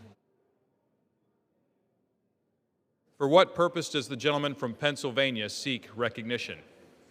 Mr. Speaker, request unanimous consent to address the House for 1 minute and revise and extend my remarks. Without objection, the gentleman is recognized for 1 minute. Well, thank you, Mr. Speaker. Mr. Speaker, this week I introduced a bill to designate the Mahaffey Post Office in Mahaffey, Pennsylvania as the Robert Allen Bishop Sr. Post Office. Bob was a Marine Corps veteran, a letter carrier for the U.S. Postal Service, and an outstanding member of the community. Born in 1936, Bob graduated from Punxsutawney Area High School in 1954. At 22, he enlisted in the Marine Corps and completed an overseas tour in Japan and obtaining the rank of corporal. Following his military service, Bob returned to Pennsylvania and opened the Leitner and Bishop General Store with his wife, Jean. Today, the building that housed the general store is home to the Mahaffey Post Office.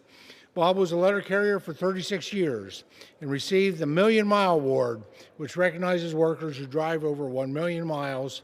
He also served with the Mahaffey Volunteer Fire Department as an EMT. Bob passed away on June 15, 2023. Mr. Speaker, Bob dedicated his life to service to his country and his community, and I look forward to renaming the Mahaffey Post Office in his honor. Thank you, Mr. Speaker, and I yield back the balance of my time. The gentleman yields.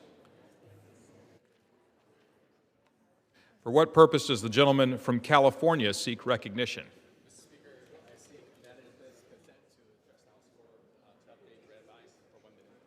Without objection, the gentleman is recognized for 1 minute. Mr. Speaker, I rise today in celebration of Thut, the Vietnamese Lunar New Year. Lunar New Year is so much more than a date on the calendar. It's an opportunity for the Asian American communities in California and across America to reflect on our past and to open our hearts to the promise of the future. I grew up as a child of Vietnamese refugees. My family gave up everything to rebuild their lives in America after fleeing communist oppression. They worked tirelessly to achieve the freedom and prosperity that the American dream offers us. I couldn't be prouder to honor my heritage from the floor of the House of Representatives. I want to extend my warmest wishes to everyone in our community for a joyful and prosperous Year of the Horse. Chúc mừng năm mới. Happy New Year. Thank you, and I yield back. The gentleman yields. For what purpose does the gentleman from Washington seek recognition? Without objection, the gentleman is recognized for 1 minute. Mr. Speaker, I rise today to recognize my outgoing communications director, Mr. Matt Reed. Matt's been on my staff for 2.5 years, and during that time has been a crucial member of my team.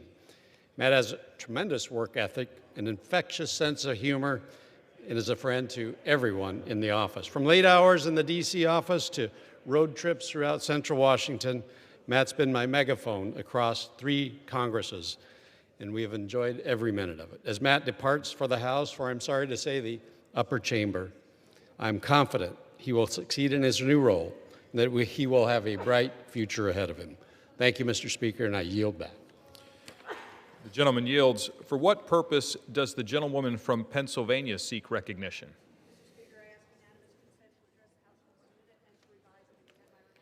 Without objection, the gentlewoman is recognized for 1 minute. Thank you, Mr. Speaker. On January 1st, Republicans in Congress allowed the Affordable Care Act credits to expire. Instead of celebrating a new year, millions of Americans confronted health care premiums skyrocketing overnight. Many had to make an impossible choice. Just look at my home state of Pennsylvania.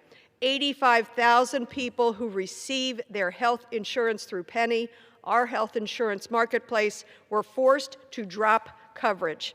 That's 1 in 5 Pennsylvanians, and it is not surprising who is bearing the brunt of this crisis. Older Pennsylvanians and rural communities, some of the most vulnerable among us. 85,000 people who can't access preventative screenings for cancer or visit a pediatrician when their child is sick.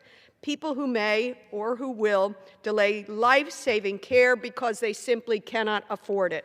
These tax credits save lives That's why the House voted last month to extend them for 3 years. It was overwhelmingly supported. It was bipartisan. It is humane. So my message to my Senate colleagues is this: bring this bill to the floor today. We cannot waste another moment. Thank you. I yield back. The gentlewoman yields. For what purpose does the gentleman from New York seek recognition? Mr. Speaker, I ask unanimous consent to address the House for 1 minute and to revise and extend my remarks. Without objection, the gentleman is recognized for 1 minute.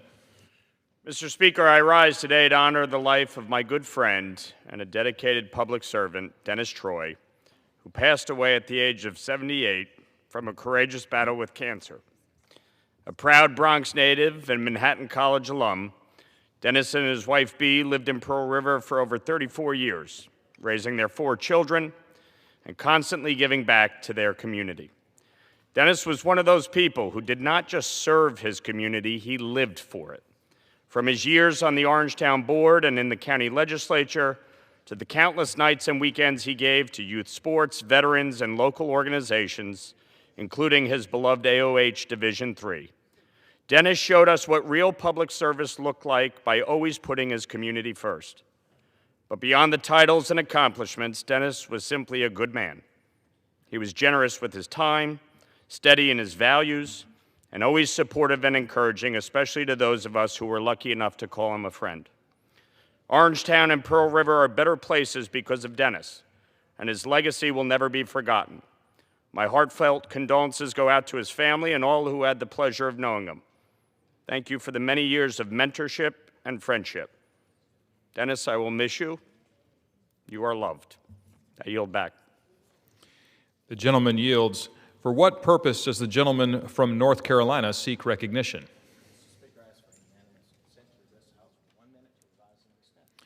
Without objection, the gentleman is recognized for 1 minute. Mr. Speaker, Frank Scott, a ninth-generation farmer, was proudly honored as our state's Young Farmer of the Year. His family takes great pride in producing tobacco, sweet potatoes, cotton, soybeans, and sweet onions, together with his dedicated wife, Rebecca, and 2 children, Elijah and Lizzie. Frank tirelessly manages their family farm, exemplifying resilience and unwavering dedication. Recently, Frank shared with me the enormous weight on his shoulders of holding on to his family's farm and one day turning it over to his children, our next generation.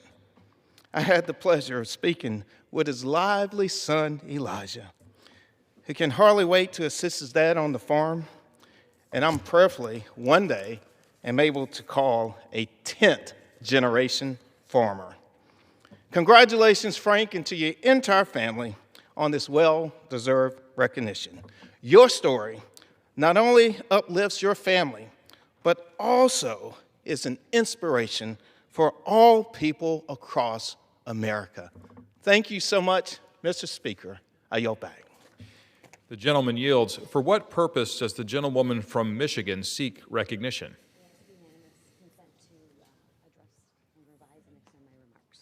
Without objection, the gentlewoman is recognized for 1 minute. Mr. Speaker, I rise today for a very important reason. You see, today is my mom's birthday, and I want to wish my mom a happy 80th birthday. Her name is Carolyn, but if you are in the 9th District, you probably know her as Granny. So let me tell you a little bit about Granny. She's tougher than any whip count, and she's more disciplined than running the House floor. And I'll tell you that's saying something up here. But let me tell you what you really need to know about my mom. She is the life of every party at 80 years young, and she lives every day to its fullest. She taught me how to work hard, to listen more than I should speak. She taught me to never, ever back down and to believe in myself. And she is the very reason that today I am standing where I'm standing. She's the heart of our family, a role model for our grandkids, and the woman who reminds me every single day of why I came up here to fight for the people of my district, the 9th District. So, Mom, happy birthday. I love you more than words can say, and I can't wait to get home and celebrate with you.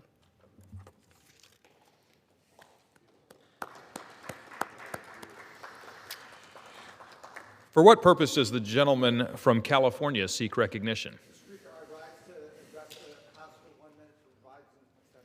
Without objection, the gentleman is recognized for 1 minute.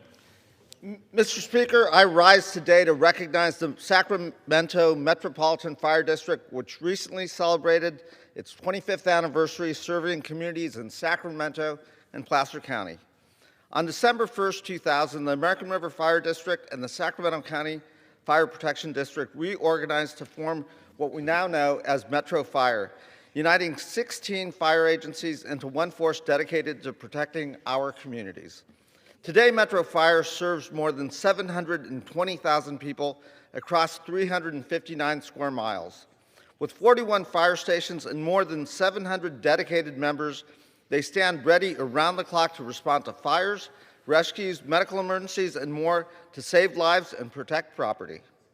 Their mission says it best: professional and compassionate protection, education, and service to the community. And that commitment isn't just words, it's how they show up every day, often on the hardest day of someone else's life.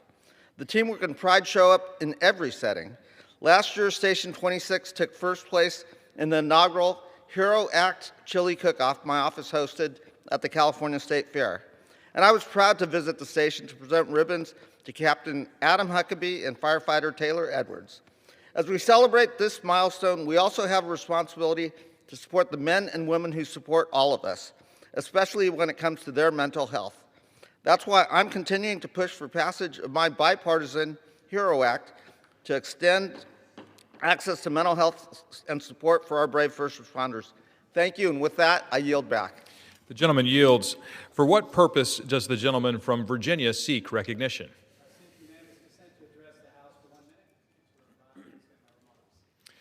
Without objection, the gentleman is recognized for 1 minute.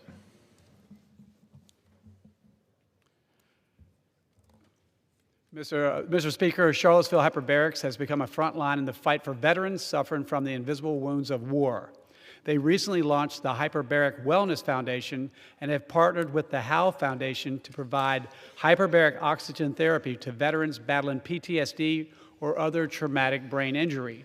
Additionally, generous grants from the Department of Veterans Services has allowed them to successfully treat over 59 veterans so far this year. As a Navy SEAL veteran, I have friends that have battled wounds that go deeper than emotion.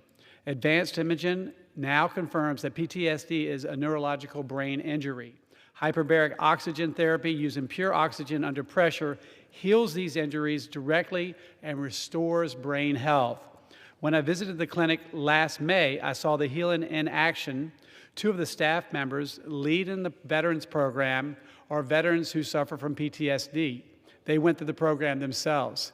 HBOT changed their lives so completely, they are now dedicated themselves to helping others do the same. We're still losing over 20 veterans a day to suicide, despite exhaustive and costly efforts to stop it. That's not just a tragedy, it's a call to action. Hyperbaric oxygen therapy is saving lives and helping veterans rejoin their families, their communities, and the workforce. And with sufficient funding and support, we can expand this model across Virginia and across our country. Our veterans, the gentleman's time has expired, deserve a program that can help them. And with that, I yield back. The gentleman yields. For what purpose does the gentlewoman from Oregon seek recognition? Without objection, the gentlewoman is recognized for 1 minute. Mr. Speaker, I rise to share an excerpt from a letter from a child who was detained at the Dilley ICE facility. My name is Ariana. I'm 14 years old and I'm from Honduras. I've been detained for 45 days. Since I got to this center, all you will feel is sadness and mostly depression. I've been in this country for almost 7 years, and in those 7 years, my mom and I found a home and made a bigger family. I have never been separated from my siblings, and it's honestly sad because they are little and they need their mom and sister. She goes on to say, I haven't been getting any school time. There are various viruses. People are always sick. Serious situations happen, and the officers can't take them seriously enough. There are no consequences. They don't care. Mr. Speaker, children are being traumatized by what this administration is doing to them. We must ask ourselves, is this right? Is this moral? Is this the nation we want to be? Thank you, and I yield back. The gentlewoman yields. For what purpose does the gentleman from Colorado seek recognition? Mr. Speaker, I ask unanimous consent to address the House for 1 minute and to revise and extend my remarks. Without objection, the gentleman is recognized for 1 minute. Thank you, Mr. Speaker. I rise today to celebrate Grace Baptist Church and Pastor Matt Miller for 50 years of gospel service in Colorado's 5th Congressional District. Founded by Dr. Dean Miller's family in 1976 as Cornerstone Baptist Church, for 50 years, this congregation has ministered the hope of the gospel.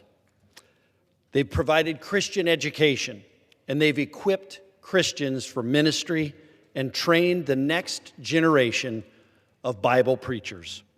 Mr. Speaker, I ask that you join me in congratulating Pastor Miller and all who have been there as congregants, and well done to all of the faithful servants at Grace Baptist Church.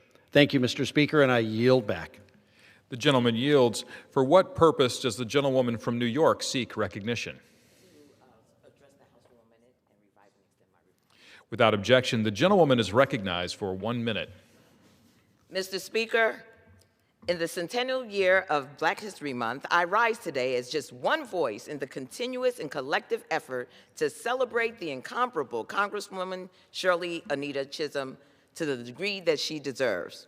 For her legacy of justice and equality in Brooklyn, New York, and America, for the possibilities her very being opened to millions of Black women and girls, for never failing to live her American dream out loud, I am proud to introduce my resolution that will result in a tribute worthy of her character and accomplishments, the permanent placement of her statue in the United States Capitol. In this time of unprecedented attacks on the true story of our country, honoring Shirley Chisholm with a statue in the halls of Congress would signal to the American people that this body is still committed to recognizing the defining figures of our history. We must show future generations that the progress of today is not about to appear, did not appear by accident.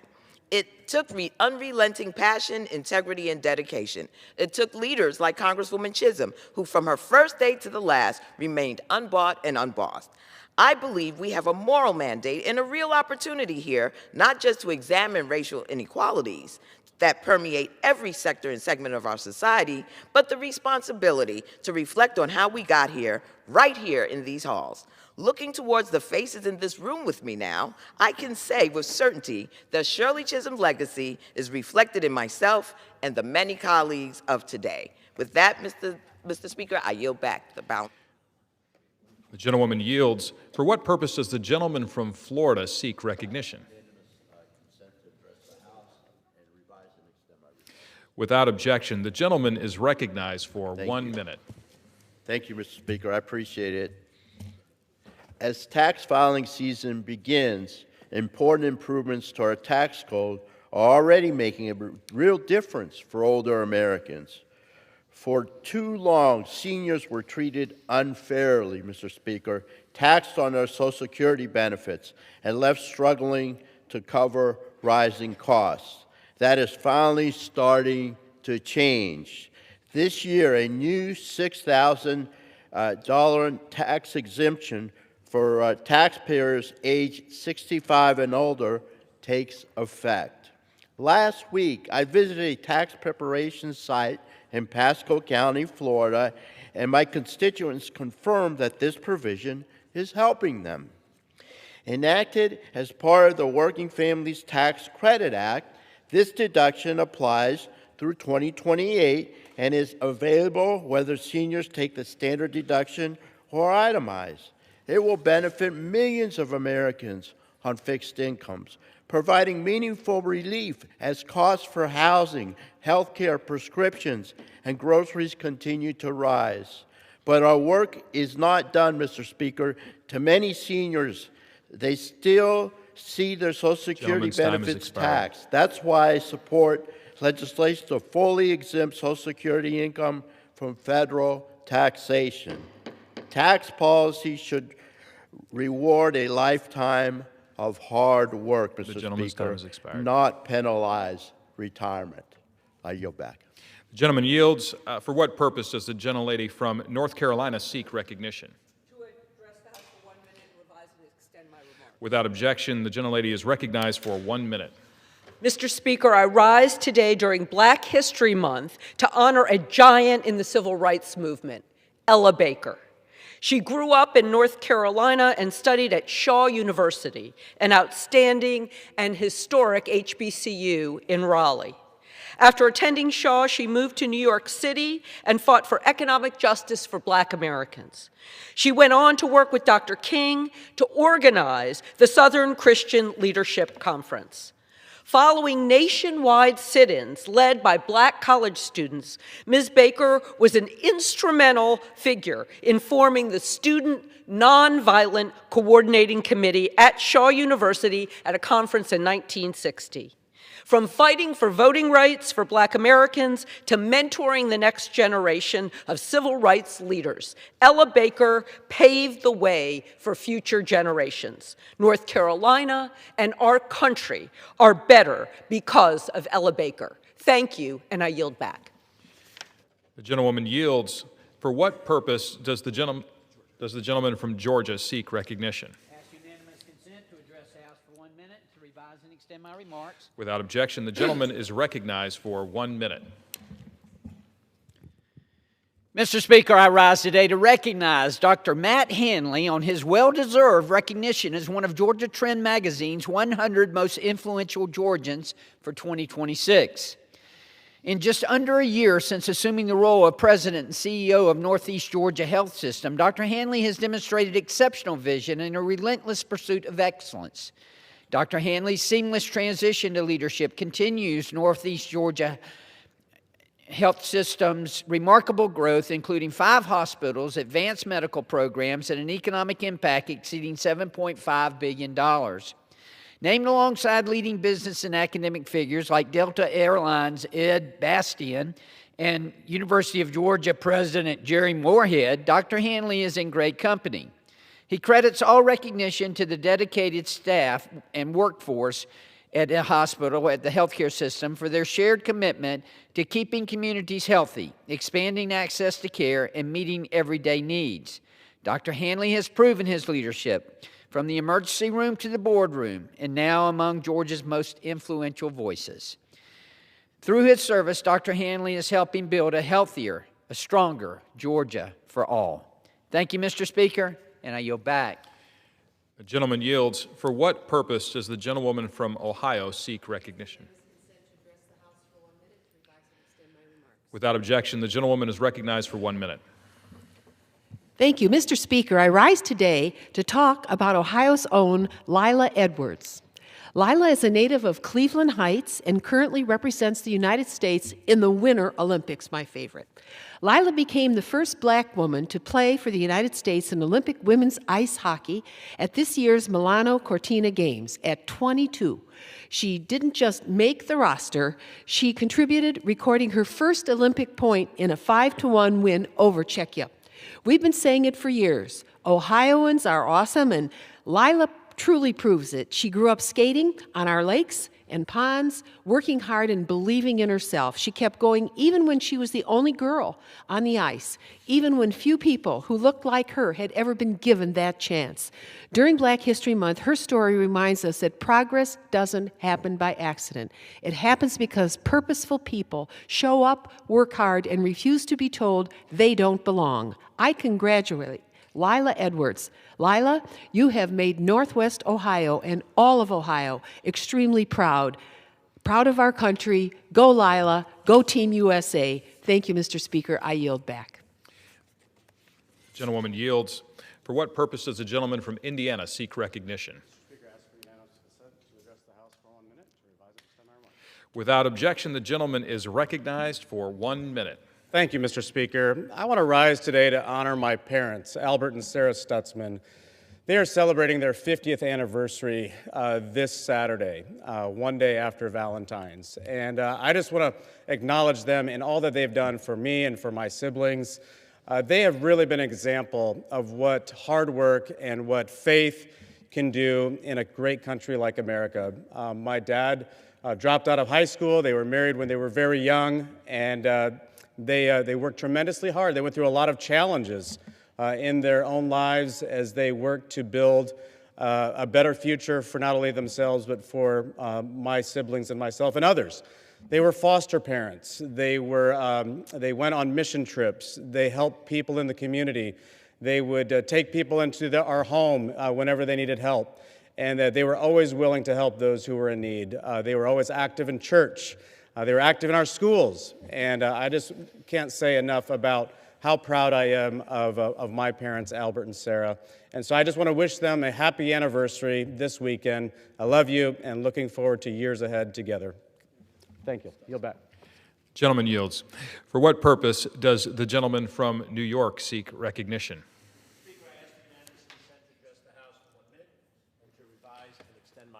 Without objection, the gentleman is recognized for 1 minute. Thank you, Mr. Speaker. Mr. Speaker, February is Black History Month, when we take special note of the historic achievements of African Americans that have helped shape today's America. Black history is American history, for decades ignored by racism. And now, as we identify and remember both those famous and some unfamiliar names from decades past, there is today a movement to whitewash history to minimize those names. But there are efforts to ensure we never forget the role played by our Black sisters and brothers. Bronx Councilman Kevin Riley is sponsoring one such effort, the 5th Annual Black History Month Living Legends Luncheon, honoring our neighbors, on Wednesday, February 25th from 11 a.m. to 3 p.m. at the Bay Plaza Mall Food Court. It will highlight Black leaders from Co-op City, Edenwald, Wakefield, and other parts of the North Bronx who have helped the community and thereby made history. Councilman Riley, thank you for making Black history come alive for today's generations in the Bronx. Thank you, Mr. Speaker, and I yield back. The gentleman yields. For what purpose does the gentleman from South Carolina seek recognition? Without objection, the gentleman is recognized for 1 minute. Thank you, Mr. Speaker. War criminal Putin should apologize for his January 29th phone call pledge to President Donald Trump to avoid destroying utilities in Ukraine, while Putin accelerates attacks to freeze Ukrainians as Stalin starved Ukrainians. Putin should apologize to courageous First Lady Melania Trump for keeping kidnapped Ukrainian children to Putinize them as Hitler kidnapped Polish children to Germany. Putin should apologize to Trump envoys Steve Witkoff and Jared Kushner for endless meetings in Moscow, Doha, Abu Dhabi, Miami, Paris, Vienna, and New York as Putin restocks Iranian drones, Chinese communist missiles, and North Korean troops. The war continues as dictators with rule of gun invade democracies with rule of law. February 24, 2022 into Ukraine, October 7, 2023 into Israel. In conclusion, God bless our troops as the global war on terrorism continues. Trump is reinstituting peace through strength, revealing war criminal Putin lies, insulting Trump, mocking Trump with murderous attacks this week in Ukraine, freezing civilians with no electricity, no heat, and no water. I yield back. The gentleman yields. For what purpose does the gentlewoman from Minnesota seek recognition? Without objection, the gentlewoman is recognized for 1 minute. Mr. Speaker, today I rise to honor the life and service of Minnesota State House Speaker Emerita Melissa Hortman and her husband Mark Hortman, who we lost to an unspeakable act of political violence last year. The Minnesota House of Representatives will convene next week for the first time in more than 20 years without Melissa's presence. She was the single longest female speaker in Minnesota state history. She always led with a calm and steady demeanor, emphasizing conversation and listening to one another. She rejected the idea that our political differences should prevent us from working together and always encouraged us to focus on our shared desire to make our state and our country a better place for the next generation. Melissa was a giant among Minnesota lawmakers and modeled leadership qualities that we all should emulate. She recognized that true leaders do not bully and coerce. They listen and sacrifice. They compromise while remaining true to their convictions, and they lead with humility above all else. I think of her mentorship and her example every day and call on my colleagues to honor her legacy by prioritizing civility and humility in our service and always striving to make our communities just a little bit better for someone else. Thank you, Mr. Speaker. I yield back.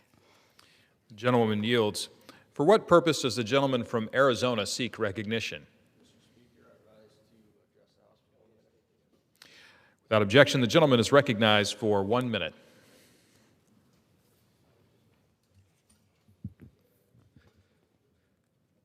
Thank you, Mr. Speaker. I rise today to commemorate and honor Robert Skanke and Hunter Bennett, who tragically lost their lives in a helicopter crash last Wednesday.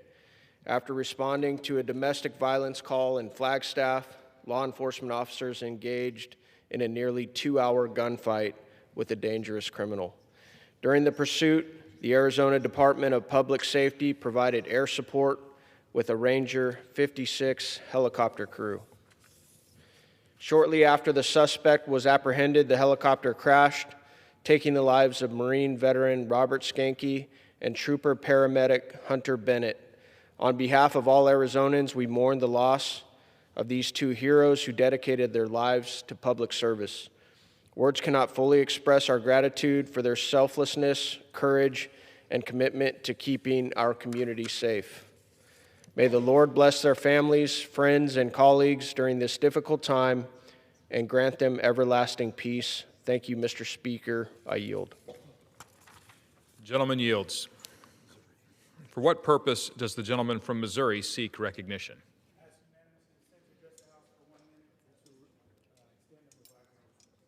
Without objection, the gentleman is recognized for 1 minute. Mr. Speaker, each month I recognize a St. Louis All-Star, someone who represents the very best of our city. During Black History Month, I've been highlighting Black leaders who helped shape St. Louis and expand opportunity for everyone. But this week is bigger than one name, because long before the great Bill Clay was elected to Congress, Black Missourians were fighting through poll taxes, literacy tests, and intimidation just to cast a ballot. They were told their voices didn't matter. They organized anyway. Countless leaders pushed from the streets, as well as leaders like our beloved Frankie Muse Freeman, who fought in the courts. And when I see new efforts to make voting more restrictive, more complicated, more conditional, I'm reminded why their work matters. Black History Month isn't just about remembrance, it's about vigilance. I stand here because they fought to open the door, and I won't let anyone quietly close it. I yield back. The gentleman yields. For what purpose does the gentleman from Rhode Island seek recognition? Without objection, the gentleman is recognized for 1 minute. Mr. Speaker, Trump unleashed chaos and cruelty on our cities. His ICE and Border Patrol agents are out of control. Mass federal agents are terrorizing our communities. They've killed 2 Americans, exercising their First Amendment rights, and have killed others. They're targeting people based on their skin color. Instead of demanding accountability, Republicans are rushing to give more money to ICE and CBP. This is reckless, it is dangerous, and it must stop. Not another taxpayer penny should go to CBP or ICE until guardrails are in place to protect civil liberties, prevent abuse, and hold officers accountable for breaking the law. Americans do not want these agents roaming their streets. And they're done paying for government-sanctioned terror masquerading as public safety. It is not immigration enforcement. This failure starts at the top. Kristi Noem must go. She must be removed. Gentleman's time has expired. I'm demanding accountability and moral leadership. Our democracy depends on it. I yield back. Gentleman yields. For what purpose does the gentlewoman from California seek recognition?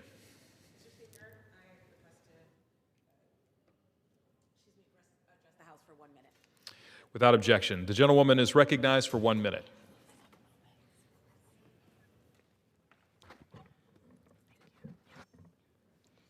Thank you, Mr. Speaker.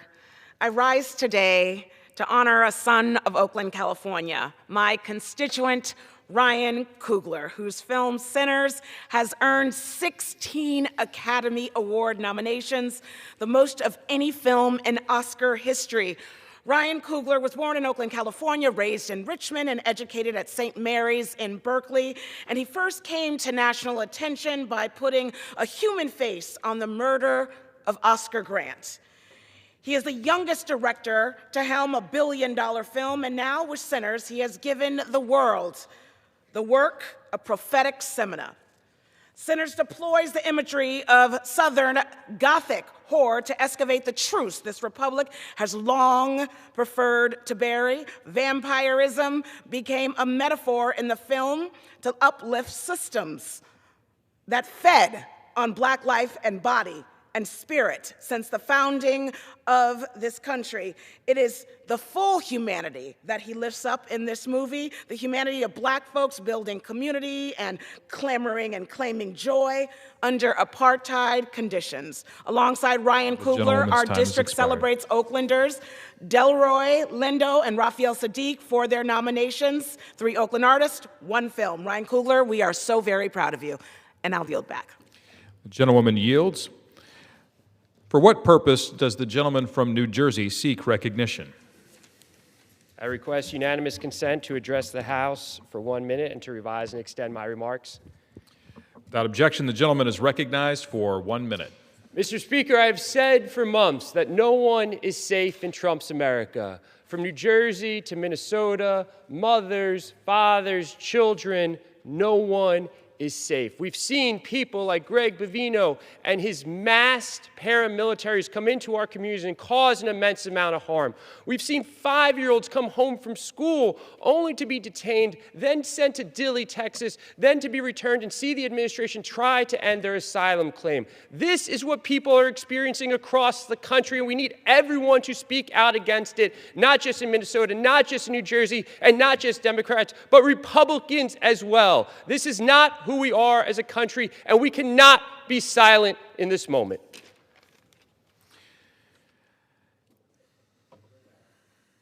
Gentleman yields. Under the Speaker's announced policy of January 3rd, 2025, the gentleman from Wisconsin, Mr. Grothman, is recognized for 60 minutes as the designee of the Majority Leader. Thank you. First of all, I'll assure the chair that I will not be speaking for 60 minutes. I'll be kind of amazed if I get to 25. But okay, we now go on a work period back in the district for a little over a week. And I think there's certain topics that haven't been talked about enough in this chamber, and hopefully they'll be talked about a little bit more when we return. The first anecdote, which is symptomatic of huge problems for America, I would argue the greatest immediate concern for America, is shown by an incident that happened in Minneapolis. A little while ago, an ICE agent doing his job had his finger bitten off by one of these radical protesters who seemed to have descended in Minneapolis. What happened afterwards, though, as horrific as that is, was even worse. First of all, you would think if you bit off somebody's finger, you would be in a lot of trouble with the law. And Minneapolis is in some place called Hennepin County, and you would have felt the Hennepin County law enforcement and district attorney would have dealt very seriously with the person who bit off the finger of an ICE agent. In fact, Minneapolis, which is kind of like, I guess, New York West or Los Angeles East, they did not see anything worth prosecuting when you bite off the finger of an East agent. an ICE agent. So then we went to the federal law enforcement, and they convened a grand jury to indict the person who bit off a finger of an ICE agent, which you would think would be relatively automatic. Nobody argued that this person didn't bite off the finger of an ICE agent, which, by the way, will not be able to be sewn back on. But instead, when they brought it before a grand jury, which was somewhere between 16 and 22 people, they would not indict. They were, in fact, hostile to the ICE agent and wondered what he was doing in Minnesota. So the person who bit off the finger of an ICE agent will not suffer any penalty at all that we can determine. Now, this is not only an incredible injustice to the ICE agent who lost his finger, it is a danger sign for America. Every country has immigration laws. When I talk to people in my district, even people who think we ought to let more people in this country, they don't think we should have no immigration laws. But nevertheless, this is where we stand. And as I've repeated before, we right now naturalize about 800,000 people every year in this country. 800,000 people are sworn in as new citizens. That's if you take like a 4-year rolling average. That is higher than any time in our country. It is about 6 times what we were letting in when I was a child. We right now are at a position which about 1 out of 6 people in America is foreign born, which is the highest it's been for at least the last 130 years. Okay, so we have nothing to apologize for. We're not being xenophobic. We're not saying we're going to let nobody in this country.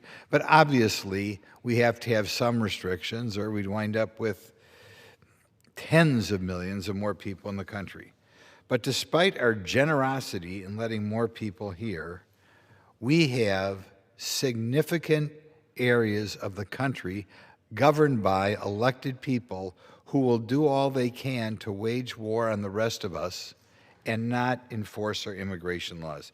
And this is the most egregious example of the problem. Can you imagine a grand jury that's attitude is, we don't care if an ICE agent gets their finger bitten off? That's what we have in Minnesota. And like I said, well, it is outrageous in its own right for this individual. It is a danger sign for the future of America when you have significant areas of the United States which are actively working to have no immigration laws at all. This happened in Minnesota. I think it could have happened in Washington State. It could have happened in California. It could have happened in New York. So we have to find a way to get Americans back on the straight and narrow as far as respecting our law enforcement. Now, one of the reasons why they lost control in Minneapolis in the first place is that local law enforcement would not assist ICE. I have talked to sheriffs in my own district, and whenever any federal agency is engaged in an action in any county that they're aware of, the local law enforcement is prepared to assist them. That's if the FBI is around, if ICE is around, if the Secret Service is around, if alcohol, tobacco, and firearms are around. The local sheriffs always say, what can we do to help you? Maybe it's secure a perimeter. Maybe it is to transport somebody who's broken the law. But maybe it's just to have a squad car visible to let local people know that some serious law enforcement work is going on. But whatever it is, the sheriffs of the state of Wisconsin are always there. It is automatic that they assist their brothers in law enforcement. The sheriffs I talked to couldn't even think of an example in which local law enforcement complained privately about having to help the feds. But in Minnesota, and it's not surprising it happened in Minnesota and not in Missouri and not Indiana, in Minnesota, at the request of elected officials, a mayor and a governor, local law enforcement had to stand down and watch as riots took place, property damage, and even more injury to the federal employees. This place has to find a way to persuade our citizens that we are a great country and our laws have to be enforced.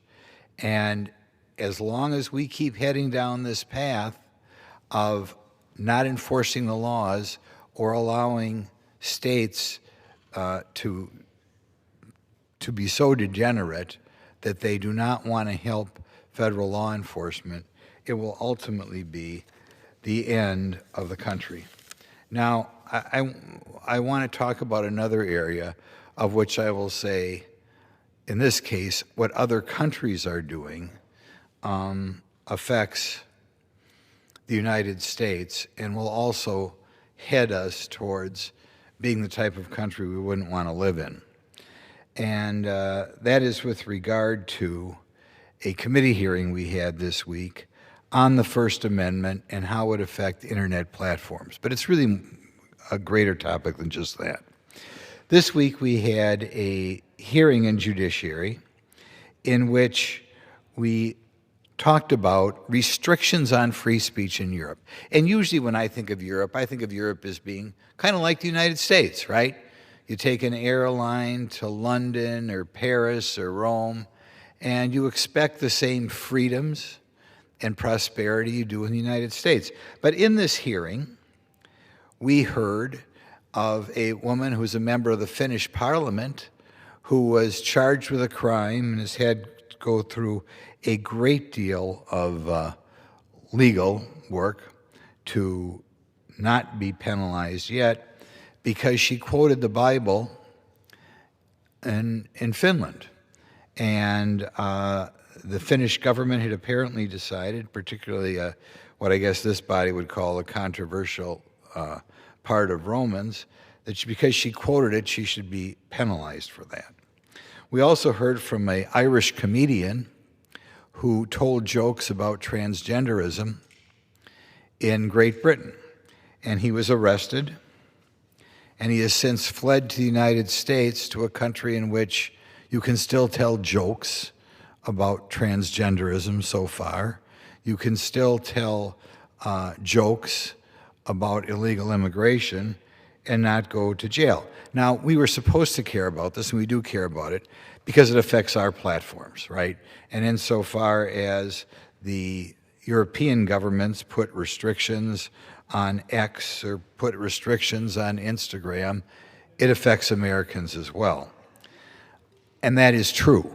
But what I thought was even more significant is this is what's happening in Europe. Okay, in Europe, they have lost the right to free speech, which is just shocking to me. And frequently bad things that happen in this country happen in Europe first. And you've got to remember, under the last administration, under the Biden administration, they had proposed a disinformation governance board. Think about that. That's something out of Orwell. Joe Biden, who was the President of the United States, elected in a free election, proposed a disinformation governance board, apparently to identify speech that he didn't like, and to have the federal government do something to restrict that speech. And I'll guarantee you, they would have been restricting free speech when it came to immigration policies. They would have been for restricting free speech if it intervened with the type of ideas they wanted to instill in kindergarten or first grade or second grade students with regard to human growth and development programs.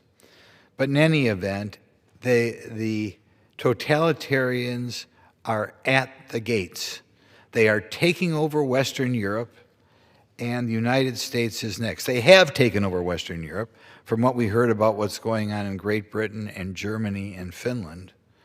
And if you look at the Disinformation Governance Board, right now there were enough Republicans, there were enough free speech news outlets, there were probably even enough Democrats to prevent the Disinformation Governance Board from going forward. But if you look in the elections since then, the type of radical Democrats who are replacing the handful of common sense Democrats who are still left, I am afraid that in 3 or 4 years, our country will have a disinformation governance board. Now, what is going on in this country that we're restricting free speech and we hate law enforcement, at least immigration law enforcement, so much that you can bite off a finger of an ICE agent and nothing will happen to you. I believe what it is, it's a psychological problem, and it's something that our few conservatives in the area of psychology, psychiatry have to identify. I will refer to it as Thornburg syndrome. And you may remember the little girl who about 10 years ago became famous in Sweden for pushing the global warming hoax. This little girl was in a Western country, a well-off family, somebody who hypothetically should have been happy, right? Like never anybody could believe. But according to her father, Greta Thunberg was unhappy despite all her material wealth. And I think that's true of a lot of people, sadly spoiled people with time on our hands in the West. And she became happy by spending all her time pushing this global warming stuff. And you know why it made her happy? Because she had a purpose in life. And everybody to be happy needs a purpose in life. And this little girl who presumably had enough money, she didn't need a job, her parents took care of her, was not surprisingly unhappy, depressed, so that was her cause. And eventually she took up other causes. When the horrific Hamas invaded Israel and killed over 1,000 Israelis, she decided to take up that cause and decided to be hostile towards Israel in favor of the terrorists. And it's not surprising why. She hated the West. She hated herself. And in the Israel-Hamas war, if you want to call it that, Hamas and what you'd call Palestine, they were, as many third world countries are, corrupt. And being corrupt, they were poor. The leadership would transfer the money they got from Europe to Qatar or to Paris.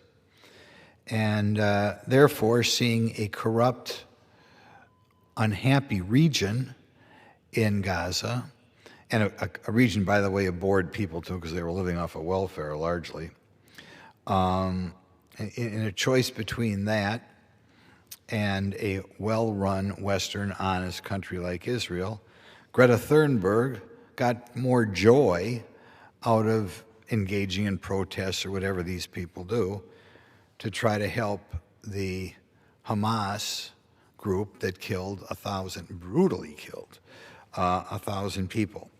Our country has got to identify Thornburg syndrome and see what we can do to prevent it from taking over our country. Because just as Greta Thunberg suffers from this psychological problem, I believe the person who bit off the finger of the ICE agent and most of these protesters in Minneapolis also suffer from Thornburg syndrome, in which they hate America, in which they want us to adopt policies which will guarantee the destruction of America. And they are now clearly a majority in the wildly wealthy city of Minneapolis. And these people are also a majority in many wildly wealthy cities in California and in New York City. And unless we find a way to deal with their psychological problems, it will be the end of the U.S. Prior to coming down here today, I attended a little program put on by Stephen Miller, who's a brilliant economist, and talking about how the economy is growing in the U.S. and we should all be so happy. And as a Republican, I should think, well, that's good news, because it means it's more likely that I'm going to be reelected next year and in November, and my colleagues are going to be reelected in November. But I wasn't quite as happy as I should be, because I think who wins these elections is not just determined by, did the Republicans do a good job of having a strong economy? In fact, we've done a very good job of improving the economy. But what scares me is not that.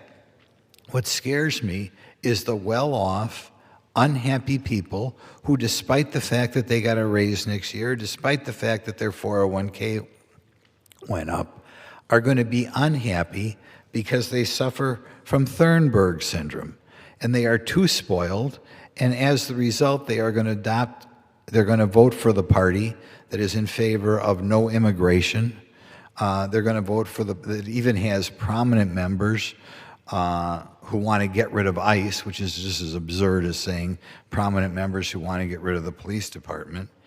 And I'm afraid that that message of no enforcement of immigration laws and restricting the First Amendment so you can't be critical of immigration or can't be critical of weighing in on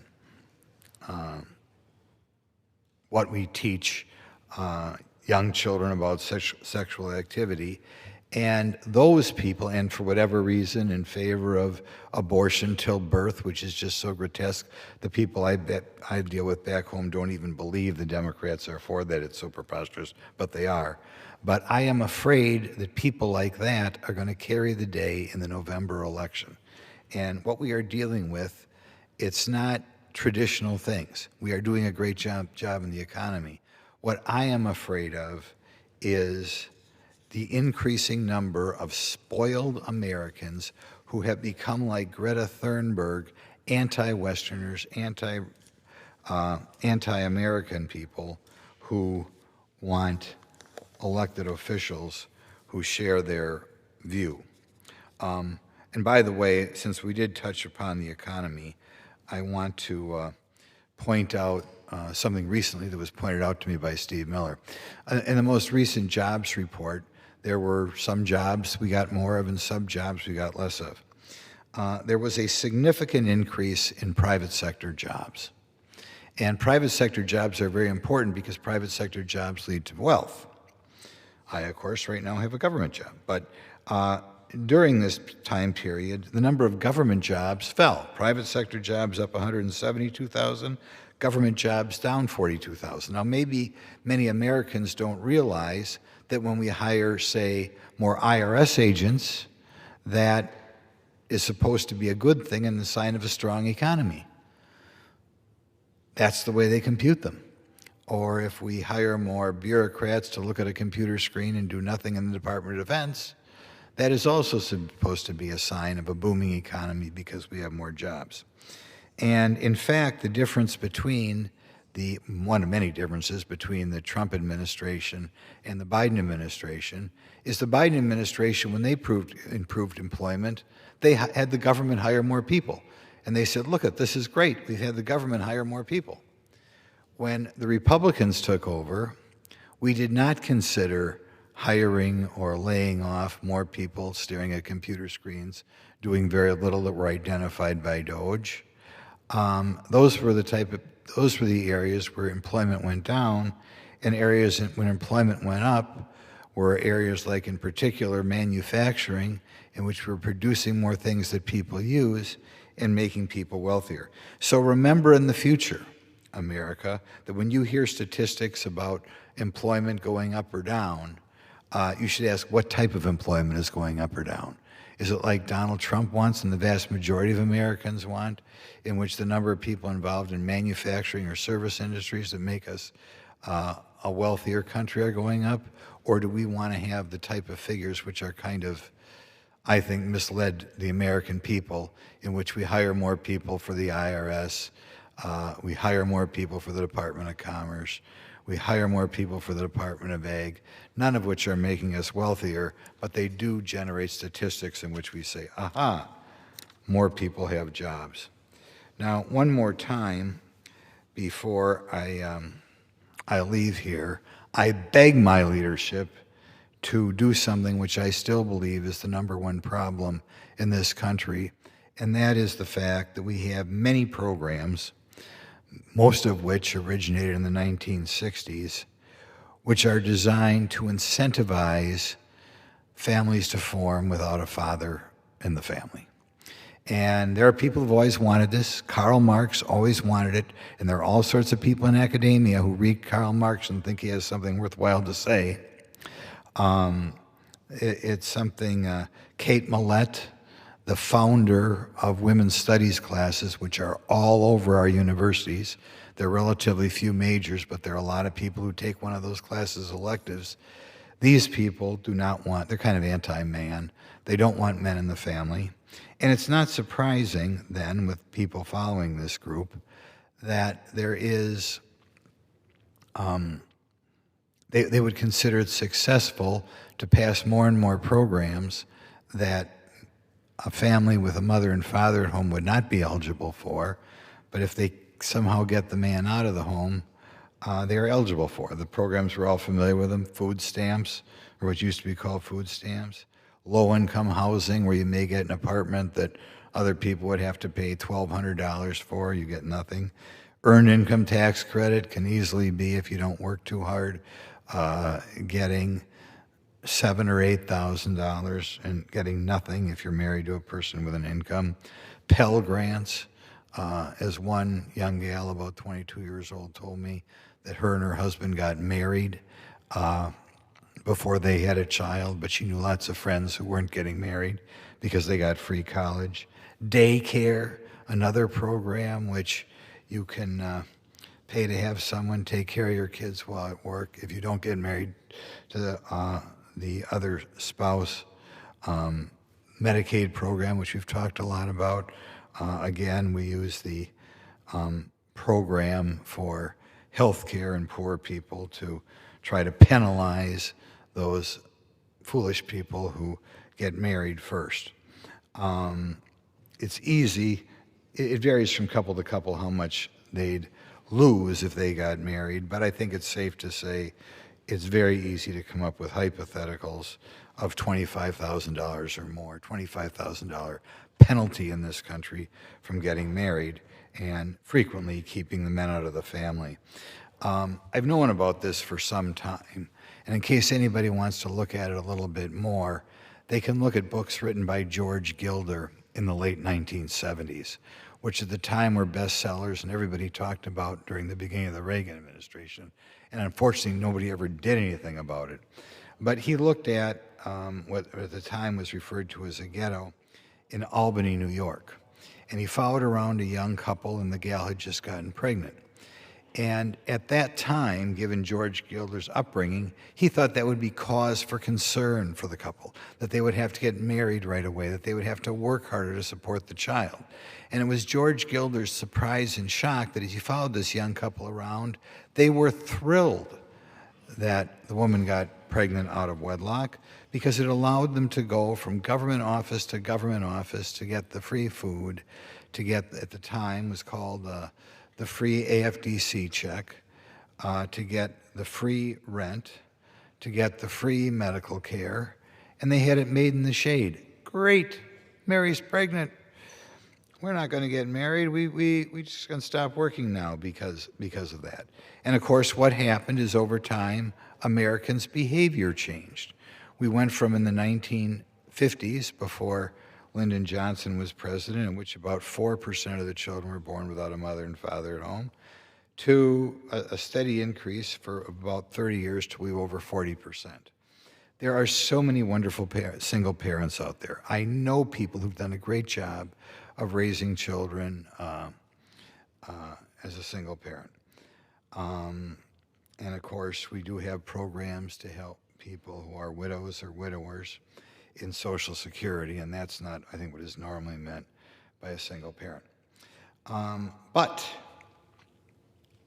overall, when we go down this path, we have more and more people in a difficult situation who can be overwhelmed by this. It can hurt their children, and I think studies will show various measures of success or failure much more difficult with a single parent lifestyle. It also, in something that's not publicized enough, is horrible for the men. And what George Gilder would tell us, if you looked at a single parent situation, is the person who's penalized the most isn't even the children or the single mom. The person who's penalized the most is the single man, because his natural purpose in life is to support a family. But the government has taken away his natural purpose in life. He therefore does not have a purpose in life. And I think this is why in areas of high poverty, you see so many single men having unhappy lives, right? If you pick up the paper and find out who's getting murdered, it's usually single men. If you look and say who's dying of drug overdoses, it's usually single men. And who is not doing well education-wise, it's single men. And of course, the reason the single men are doing so poorly is because of the Great Society programs, which are designed to make those single men worthless. So this is another reason why government ought to, or this body ought to take up these welfare programs, not just because we want what's best in the next generation for the children, and not only do we want what's best in the next generation for the mothers, but we just treat the single fathers very poorly. We don't give them a purpose in life, and as the result, so many are unhappy. So many wind up dying of murders, dying of drug overdoses, and just in general leading unhappy lives. So these are some of the things that I hope we begin to take up next week. I hope our leadership team realizes that while we're doing a good job on the economy, and we are growing private sector jobs, and we are not having an artificial economic boom by hiring a bunch of IRS agents and calling it a wealthier country. I hope we take up some of these other issues, and I hope our opinion makers who are conservatives take up these other issues and educate the public that for America to become a great country again, we have to get rid of all, or do something with all these unhappy Americans suffering from Greta Thunberg syndrome because they don't have a purpose in life, so they adapt the purpose of anti-Western, anti-American behavior. In any event, thank you very much for giving me this time, and I think the chair will turn it over to someone else. The gentleman yields back. The chair lays before the House a communication.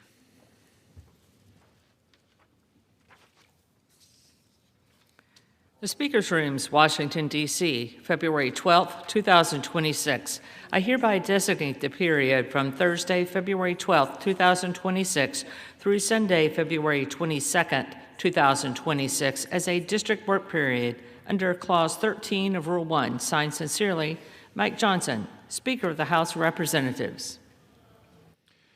For what purpose does the gentleman from Wisconsin seek recognition? Mr. Speaker, I ask unanimous consent that the clerk be directed to make the changes in the engrossment of H.R. 5616 that I have placed at the desk. The clerk will report. On page 3, line 17, strike gold and insert gold, semicolon. On page 3, line 21, strike silver, period, and insert silver, semicolon, and. Without objection, so ordered. Under the Speaker's announced policy of January 3, 2025, the gentleman from Texas, Mr. Green, is recognized for 60 minutes as the designee of the Minority Leader. Thank you, Mr. Speaker. Mr. Speaker, and still I rise, a proud, liberated, unbought, unbossed, unafraid Democrat. And I rise today, Mr. Speaker, because this is Black History Month, and I have been accorded the honor of presenting annually the original Black History Resolution. And I'm proud to do this in concert with a great organization. This organization has been bearing the torch, carrying the torch, the flame of Black history now. For so many years, founded by the Honorable Carter G. Woodson, who is known widely as the person who established this notion of a Black History Week, Black History Month.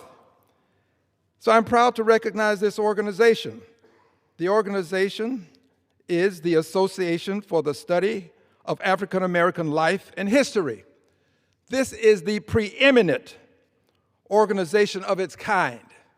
It is the leader of the pack when it comes to Black history.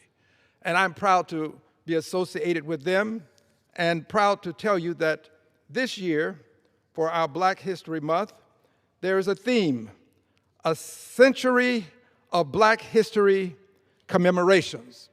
A century, 100 years. And today I have chosen a topic, one that I think embraces something that is a little bit more contemporary, something that gives us reason to understand why we have to celebrate Black history. The topic is Black history, stolen legacies. Stolen legacies. Black history, stolen legacies. Now, friends, fear not, because I want you to understand that I understand that this theme could be applicable to people of color in this country. It could be applicable to persons who are Latinos. It could be applicable to persons who are Asians, because the complete history of the country has not been properly documented and recorded. However, since it's Black History Month, I think it appropriate that I take up the cause and explain it as it relates to Black History Month. Before I go on, I think I should remind people I am also the same Al Green who has been censured but not silenced. Censured but not silenced. And I'm proud today to take up this cause of Black history in Black History Month. Friends, in speaking of legacies that have been stolen, we annually honor General Gordon Granger for going into Galveston and informing the enslaved persons there that the Emancipation Proclamation applied to them and that they were free people, liberated people. When we do this, we, however, do not acknowledge the people who made it possible for General Gordon Granger to go to Galveston. These persons were members of the 25th Army Corps. Approximately 1,000 persons of African ancestry who went to Galveston prior to General Gordon Granger. They made it possible for Gordon Granger to stand in Galveston, deliver General Order Number 3. These were the persons who ran the Confederates all the way to the Mexican border. Legacy stolen because they have literally been minimized and had their history somehow sanitized. But today we want to make sure that we talk about these persons whose legacies have been stolen. 25th Army Corps. Let's bring this forward to the Civil Rights Movement. In the Civil Rights Movement, we honor, and we should honor, Rosa Parks, a Black woman who took her seat on a bus in a racist southern town. And when she took that seat, she ignited a spark that started a civil rights movement. Rosa Parks should be honored for what she did. She was incarcerated for what she did. She should be honored, and we do honor her. But friends, the legacy is incomplete because the history of this has not been completely told.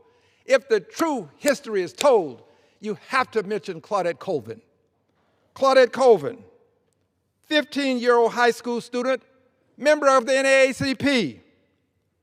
Claudette Colvin, she is the person who 9 months prior to Rosa Parks taking that seat did the same thing, was arrested. Legacy stolen. Legacy denied.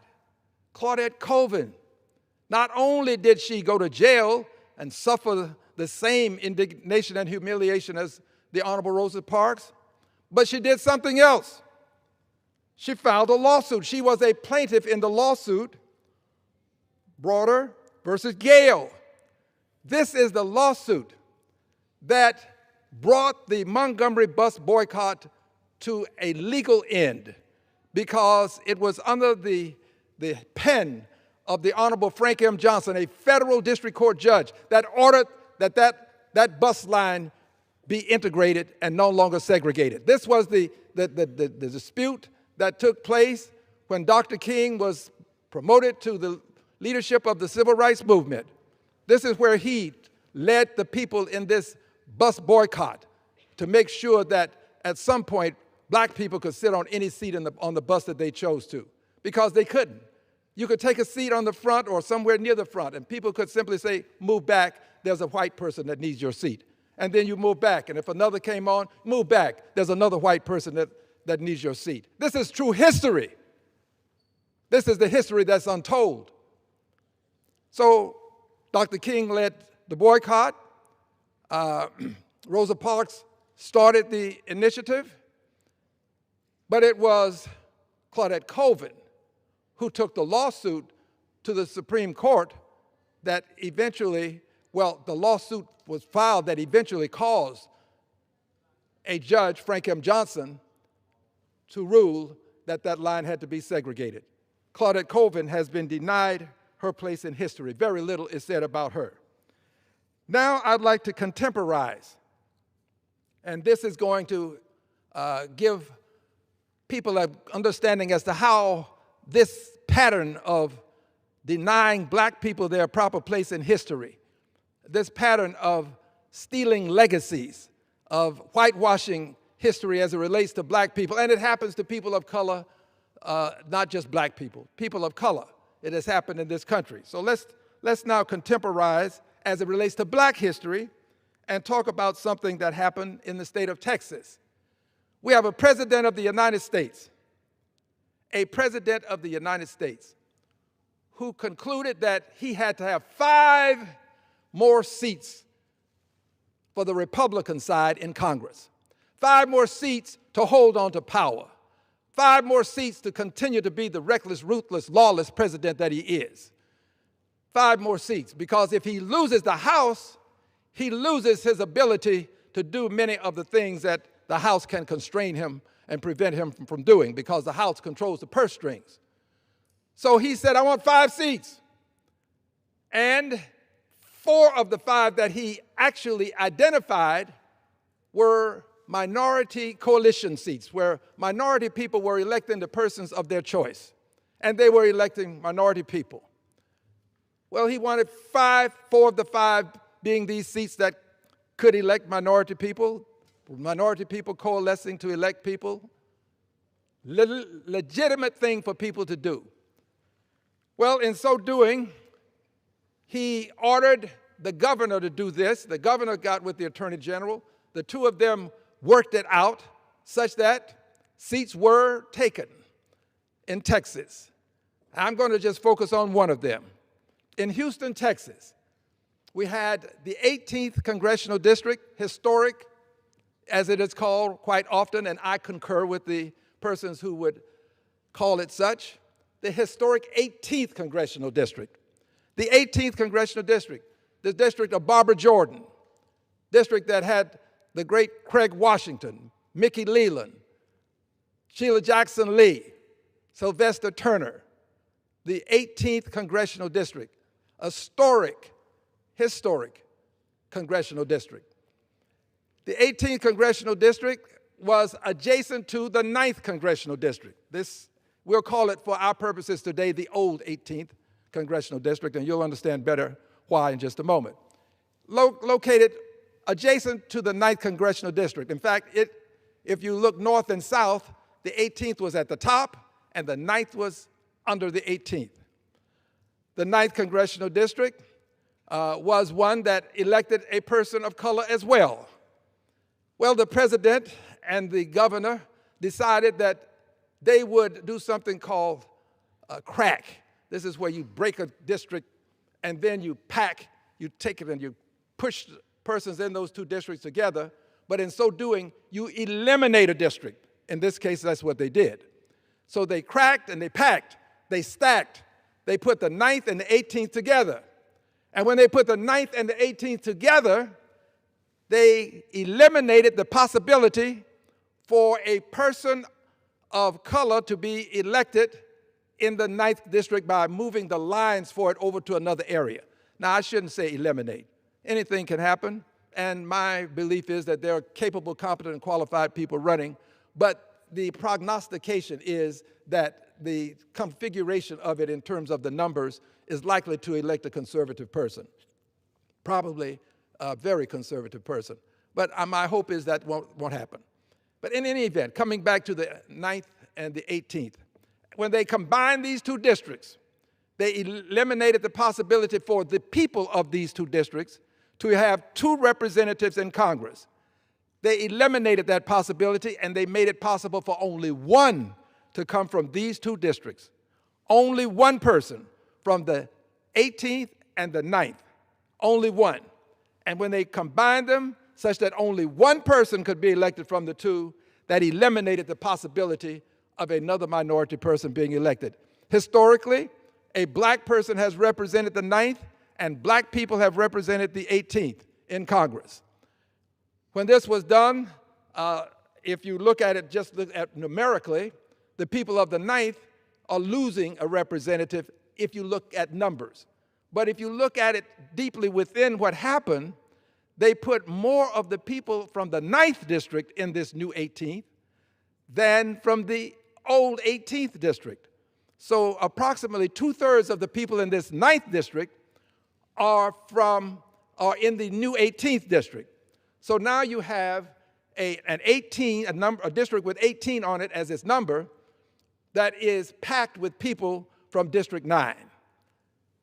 Another way to look at it, to simplify, if you have a pie, two pies, and you take a slice out of one pie and you decide you're going to add it to another pie, but only take two slices from the other, and then you combine them to create, let's say, a pie, three pieces of pie, there would be two pieces from the 9th district creating this pie and one piece from the 18th. That's almost what has happened here, if not exactly what has happened. 2/3 of this 18th consists of people from the 9th congressional district. Now, why is this such a dastardly thing? Because in Texas, we have struggled for minority people to have representation from white primaries, and a person in Houston, Texas, took the case all the way to the Supreme Court. His name was Lonnie Smith. He was a dentist. Took it all the way to the Supreme Court to defeat white primaries. And when the Supreme Court said, no, you can't have white primaries, what did Texas do? Texas decided to have white pre-primaries. True story. White pre-primaries. Had to go all the way back to the Supreme Court and said, no, Texas, if you can't have white primaries, you can't have white pre-primaries. So this is something that is consistent in Texas in terms of its behavior as it relates to people of color having proper representation in Congress. So we now have a circumstance where but one person of color will now be represented coming from the Houston area because of these two districts, but one will come from the two districts that have been combined. And here is what I have done. For our Black History Month, I believe that people who do such dastardly things ought to be recorded in history for their dastardly deeds. That is dastard with a D, not a B. They should be recorded in history as the dastards they are. That's with a B. No, excuse me, that's with a D. As the dastards they are. They should be recorded. So let's talk about the dastards that have perpetrated this invidious discrimination on the people of the 18th and 9th congressional districts. The first dastard to be dealt with is, of course, the President of the United States. So I have a resolution that condemns President Donald Trump for ordering an unprecedented, mid-cycle racist redistricting effort in Texas. Mid-cycle racist redistricting in Texas. President Trump. I have this resolution because a court concluded that it was racist. The court concluded under the leadership of the judge who handed the opinion out, who penned the opinion, a conservative judge, I might add, federal judge. This conservative federal judge concluded that the lines were racially drawn. Racially drawn. And with the lines being racially drawn, this means that they were using racist tactics. So we want to condemn what the judge found to be the case in Texas from the 3-judge panel, that this is racist. This is what a 3-judge panel concluded. This is racist. So we have a resolution condemning the president for this racist behavior, as we should. We want history to know who these dastards are.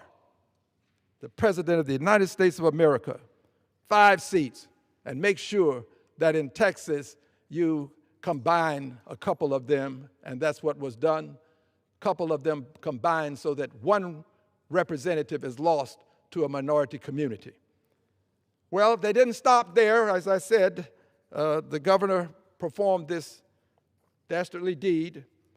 And for doing this, Governor, you should be properly recognized in history for the dastardly deed that you have done.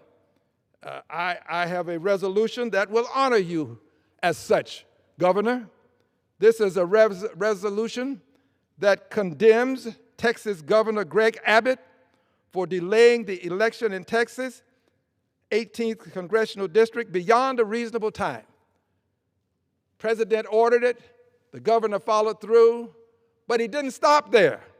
The governor decided that he would delay the election for a representative for the new 18th Congressional District. Remember, we have the old one that will no longer exist after this year, and the new one, which will then move forward, that has been, where we have 2 districts combined. Well, the governor didn't stop with just combining the districts. He decided that he would delay the election for almost a year. And just recently, a person was elected to represent this new 18th, this old 18th Congressional District, and now we have an election coming up for the new 18th Congressional District. If it sounds confusing, it is. On March 3rd, there'll be an election for the new district, but the governor delayed the election for the old district for almost 1 year. And it was just recently that we had the election for the old 18th Congressional District. So for this, Governor, for your dastardly deed, we made a record, and we are going to honor you for what you have done in delaying the election for some unreasonable amount of time. History ought to know who you are and what you did. But we're not going to stop there. We have to now recognize that there are some other dastards involved here. We already acknowledged the president as a dastard. The governor of the state of Texas is a dastard. Now we have to talk about the Houston Chronicle. The Houston Chronicle. The Houston Chronicle, for whatever reasons, wittingly or unwittingly, has joined forces with these 2 dastards. And the Houston Chronicle has published stories, many of them, wherein they have indicated in the stories that 2 members of Congress passed, and they did, and that as a result of these 2 members passing, the Houston Chronicle believes that ageism is an appropriate thing for them to express continually in their newspaper.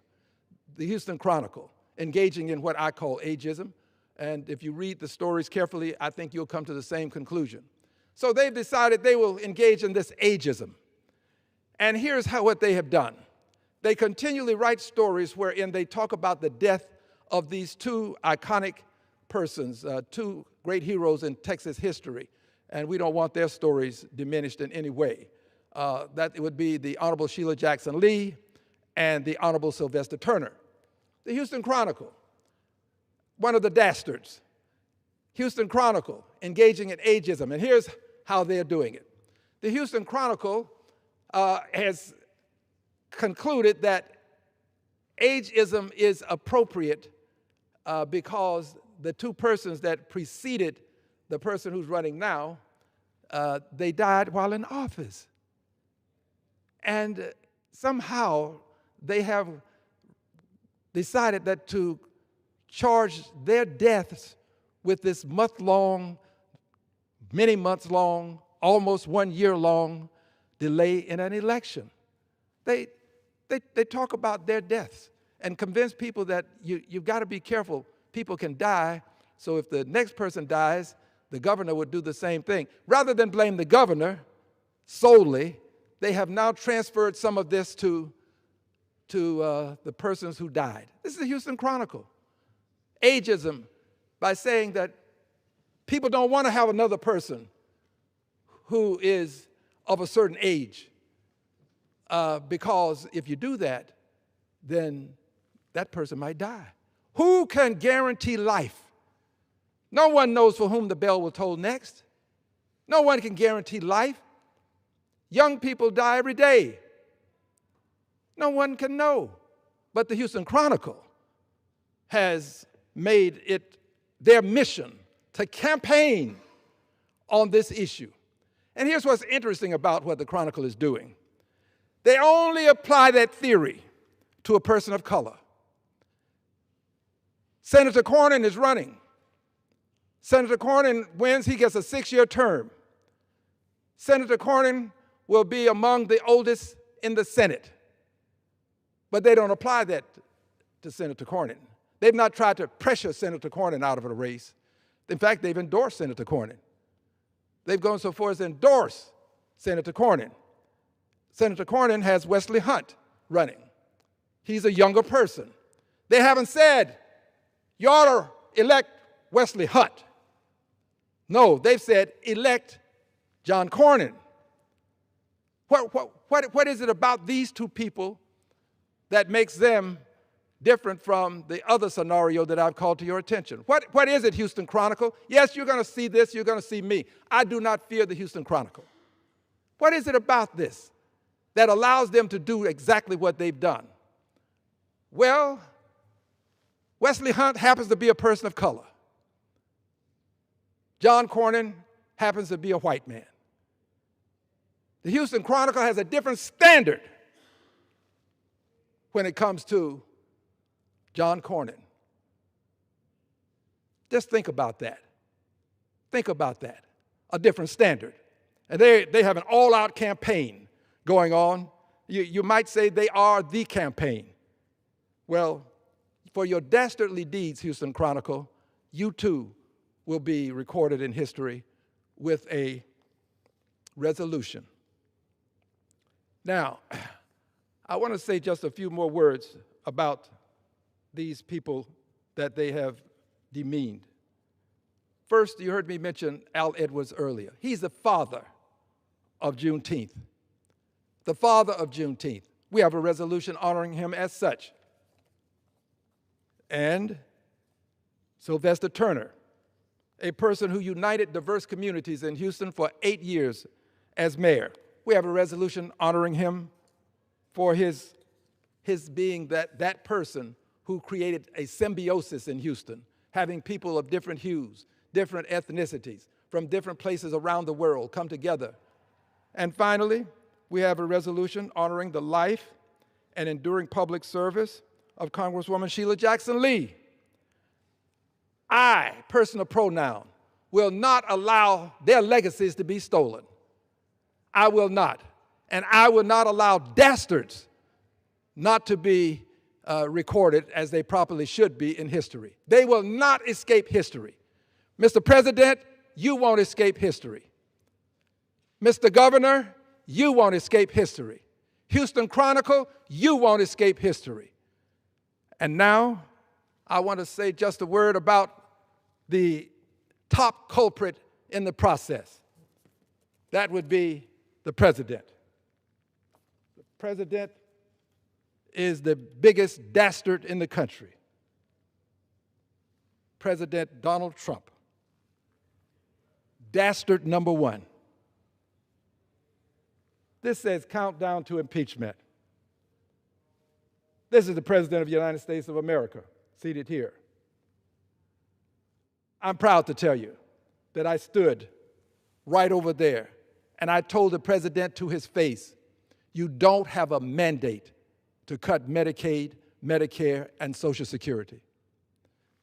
This was at a joint session of Congress. And this dastard said that they weren't going to do it. And lo and behold, the dastard did it. They cut about $1 trillion out of health care. This is the dastard that perpetrated the deed. He ought to be recognized in history as the person who did the greatest injustice to health care the country has ever seen. Donald John Trump. But he's gone beyond this. His behavior is something that is difficult to codify, difficult to explain. But I will tell you this. He went too far just recently. He's gone too far on many other occasions, but recently he went too far again. This time, this dastard, Donald John Trump, sent out a meme wherein he had the gall, unmitigated as we say, where he had the low-down, dirty instinct to send out, to post a picture of the Honorable President Barack Obama and the First Lady Michelle Obama, to picture them as members of the primate family. That's what this dastard did to two of our heroes of black history. If he had his way, there would be no black history. He's the person who has decided that black history is going to be minimized because we talk too much about slavery. He wants slavery to be whitewashed. There are people in Texas who call it involuntary relocation. Murder, rape, 240 years of working without a paycheck, involuntary relocation. Well, this dastard supports these kinds of things. This dastard. That's why we have this across the top of this poster. 3 words: countdown to impeachment. Countdown to impeachment. Yes, Mr. President, I don't speak for anybody but myself. I don't speak for any party. I don't speak for anyone, well, except myself and everybody who agrees with me. That's who I speak for. And Mr. President, not only are you a subject of impeachment, but now Ms. Noem is a subject of impeachment. Yes, Ms. Noem, I've signed articles of impeachment against you. And my hope is that if you don't do what you should do, in my opinion, which is resign, and I don't think the president would ever fire you, but you have blood on your hands. And you have tried your best to cover up what happened when 2 American citizens who were unarmed lost their lives at the hands of the constabulary. You've got blood on your hands. You should be impeached. But you also should go to jail because you tried to cover it up. There is a law that deals with this kind of behavior when you know that a felony has been committed. You know that a felony has been committed, and you don't report that felony, and then you try to cover it up. That's a crime. Somebody ought to check out 18 U.S.C. Section 4. Yes, you've committed a crime. You ought to be locked up. People on the other side are notorious for having said, "Lock her up," talking about a Democrat. Well, here's your chance to repeat your chant. Lock her up. Lock her up. Lock up Ms. Noem for what she has done. Impeach Ms. Noem is what we should do. But aside from impeaching her, she gets her marching orders from this dastard. He has to be impeached too. We cannot allow this to go unnoticed, unchallenged. I cannot, I say we, and all of the people who agree with me. Now, there are a good many who do not. I don't want to discredit them in any way. But I cannot. So yes, we are in a countdown to another impeachment.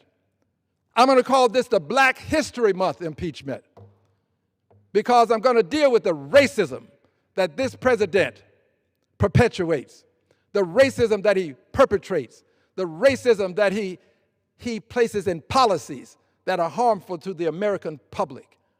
I'm going to deal with that. And then we'll give people a chance to decide, was it as bad as you say it was? You've been on television talking about how this horrible deed was perpetrated by this dastard. Well, let's see if you really believe what you've said. Andrew Johnson was impeached in 1868 for speaking ill of Congress. So don't say you can't impeach for this kind of dastardly behavior from this dastard.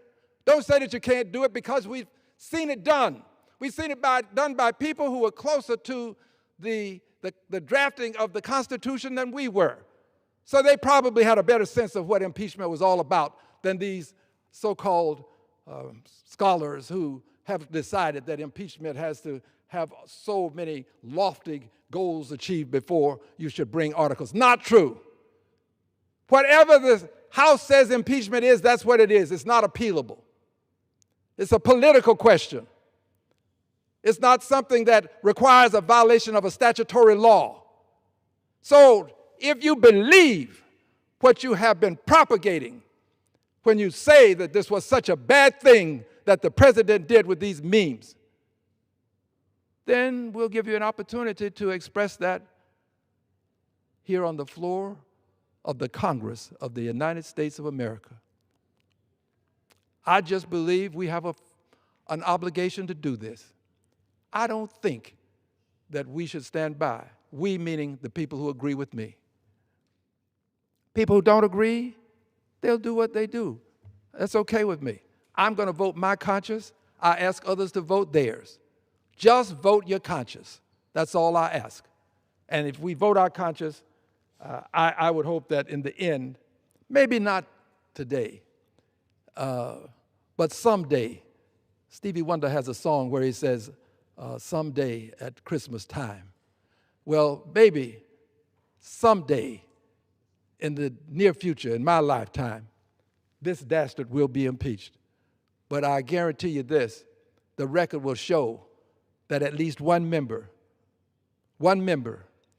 stood right here in this House and read articles of impeachment to remove this dastard from office for the racism that he perpetrates and perpetuates, and for edification purposes.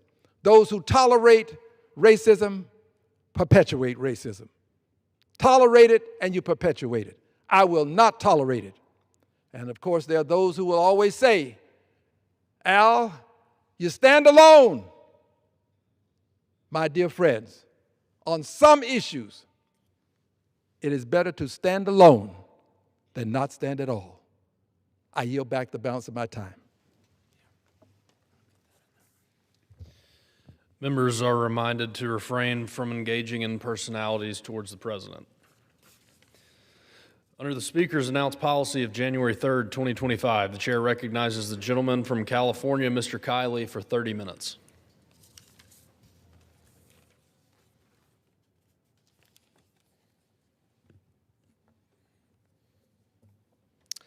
Thank you, Mr. Speaker. I wanted to discuss two votes that occurred this week that have been broadly characterized as relating to tariffs. But the issues are a little more nuanced than they've generally been portrayed. So let's start with the vote that occurred on Wednesday. It's always good to look at the actual text because that, at the end of the day, is the only thing that matters. This was a vote on a rule, which is a kind of arcane procedural mechanism that we have here in the House for bringing bills to the floor for consideration and setting the terms of debate. So when you vote on the rule, you're not voting on the bills themselves, you're just bringing them to the floor where they will eventually be voted on. And there's this norm of voting in favor of rules, which I have always done, because if you don't do that, then the business of the House grounds to a halt. But the only times in which I haven't done that are when the form of a rule, the mechanism of a rule, is abused for some purpose that actually impacts policy. And that's what we had in this particular rule. At the end of it, which was a normal rule for most purposes, but then at the very end, you had tacked on this peculiar provision, which starts by saying that each day during the period from February 10th, 2026 through July 31st, 2026, shall not constitute a calendar day. So that is a little odd on the face of it, right? Simply fiating that somehow these months in the calendar year, February 11th, February 12th, February 13th, and so on, all the way through July 31st, are somehow now, by legislative decree, not days. Now, I had actually voted against this very same provision in November, when the only thing that was different was the dates. And as a matter of fact, there were enough votes to stop that rule from taking effect when we originally voted on it in November, But then there was a huddle among House leadership and some of those who were opposed to it. And I won't get into the nature of what was discussed, but you can sort of connect the dots, because after this rule passed, there was then another one that changed the end date, in that case from March 31st to January 30th. So January 30th was set to be the agreed upon end date for this accounting trick. So I was pretty surprised when January 30th comes and goes, and then we get this new provision saying, no, we're actually now going to extend this all the way out to July 31st. But let's go further in the text here. It says that these months shall not constitute a calendar day for purposes of Section 202 of the National Emergencies Act with respect to various resolutions declaring a national emergency. So the National Emergency Act is a statute that gives the president the power to declare a state of emergency. It also gives Congress not just the power, but the obligation to evaluate every 6 months whether we are still in a state of emergency. Congress shall consider it, is what it says. So for example, a few years ago, this is how we terminated the COVID state of emergency. I was a co-sponsor of that resolution, actually, and it actually got so much bipartisan support in the House that President Biden, even though he was initially opposed, signed it into law. That is how the COVID emergency was brought to an end. So in this case, we were being asked with this language here to say that you are not allowed to do that. Congress will be cut out of its statutory role in evaluating whether we still have an emergency for these designated emergencies and for this designated period of time. And as such, it was limiting the power of our members to weigh in on these very important questions. And this runs contrary to everything I've ever believed when it comes to states of emergency. When I was in the legislature in California, and even in the early days of COVID, I was very much opposed to the legislature having no role in determining whether we were in a state of emergency. And I introduced a resolution and tried to get a vote many times on whether or not the state of emergency should continue. And so, of course, I would not support cutting Congress out of that process entirely here. In effect, what we were being asked to do with this very peculiar provision was to abuse the procedural vehicle known as a rule to legislate a fiction that a day is not a day, to countenance endless emergencies, endless states of emergency without congressional oversight in defiance of every principle I've ever fought for, and to surrender our own power as members of the House in relation both to our own leadership and the executive branch. And that is something I was not going to do, and there was bipartisan support that this was not a good idea. So the rule did not pass, meaning that this accounting trick of a day is not a day is no longer in effect.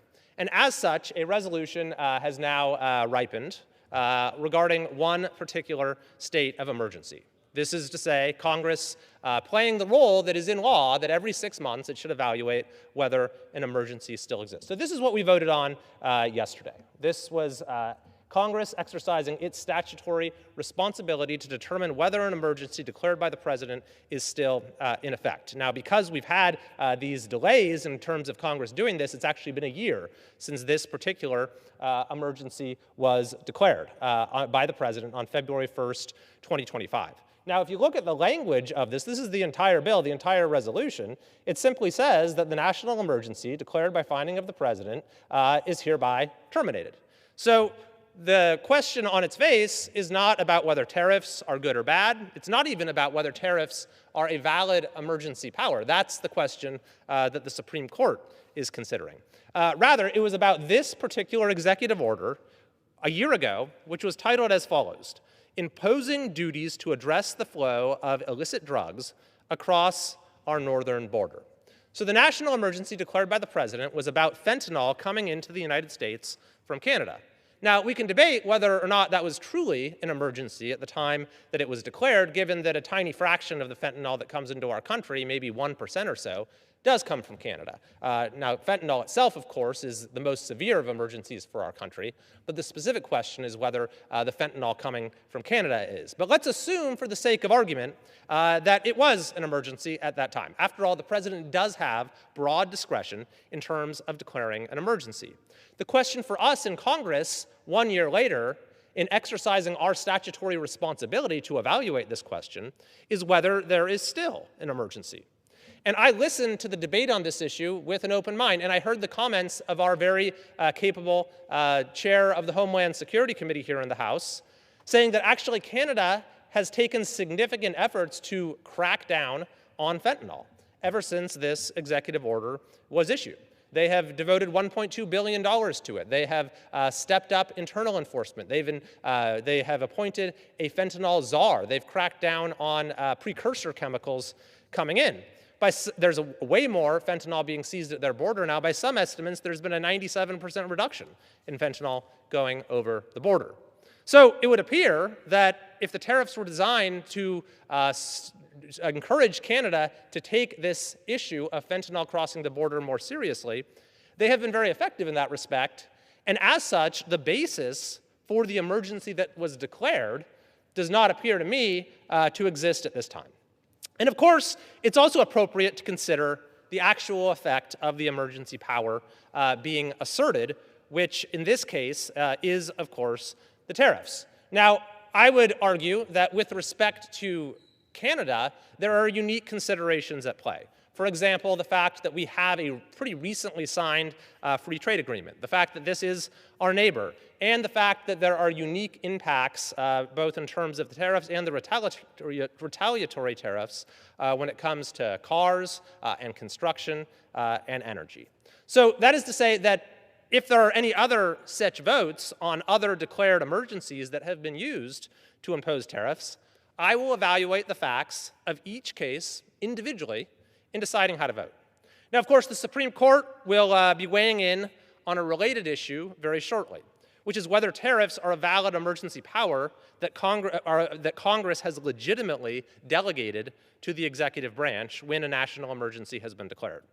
However that case might turn out, I do believe this, that it is in the national interest for important matters of economic and national security policy to be considered and debated by the House of Representatives. That's what we're here for. And the view of our leadership that such matters should not even be allowed to be debated on this floor was, I believe, the wrong thing for our institution.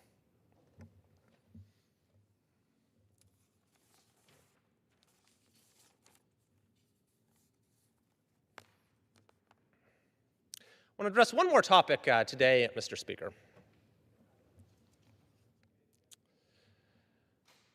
Mr. Speaker, I rise today to announce I am introducing the Gas Price Reduction Act, or the Gas Tax Reduction Act, I should say, which will, for California residents, lower the price of gas.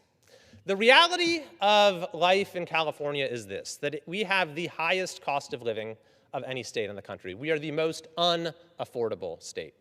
And a big reason for that is because our gas prices are so much higher than anywhere else in the country.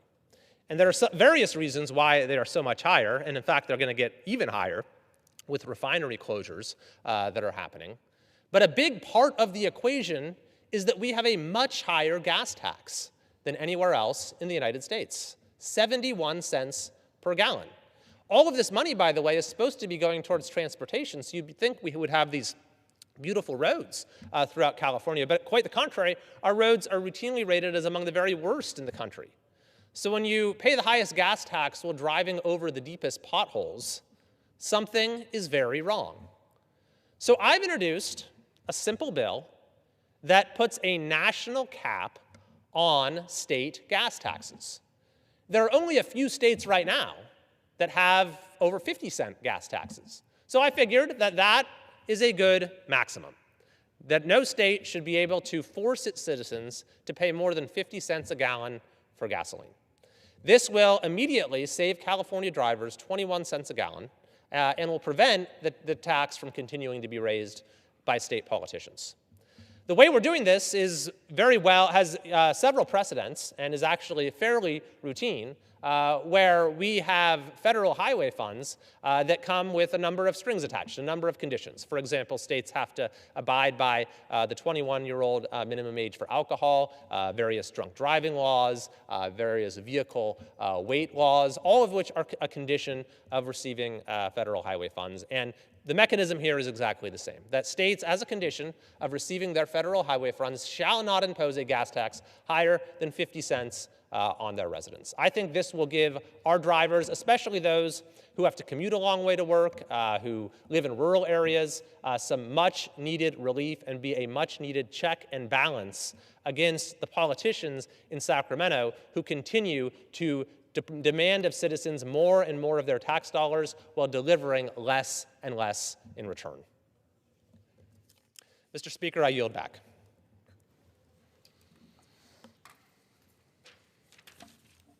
Pursuant to Clause 13 of Rule 1, the House stands adjourned until 10 a.m. tomorrow.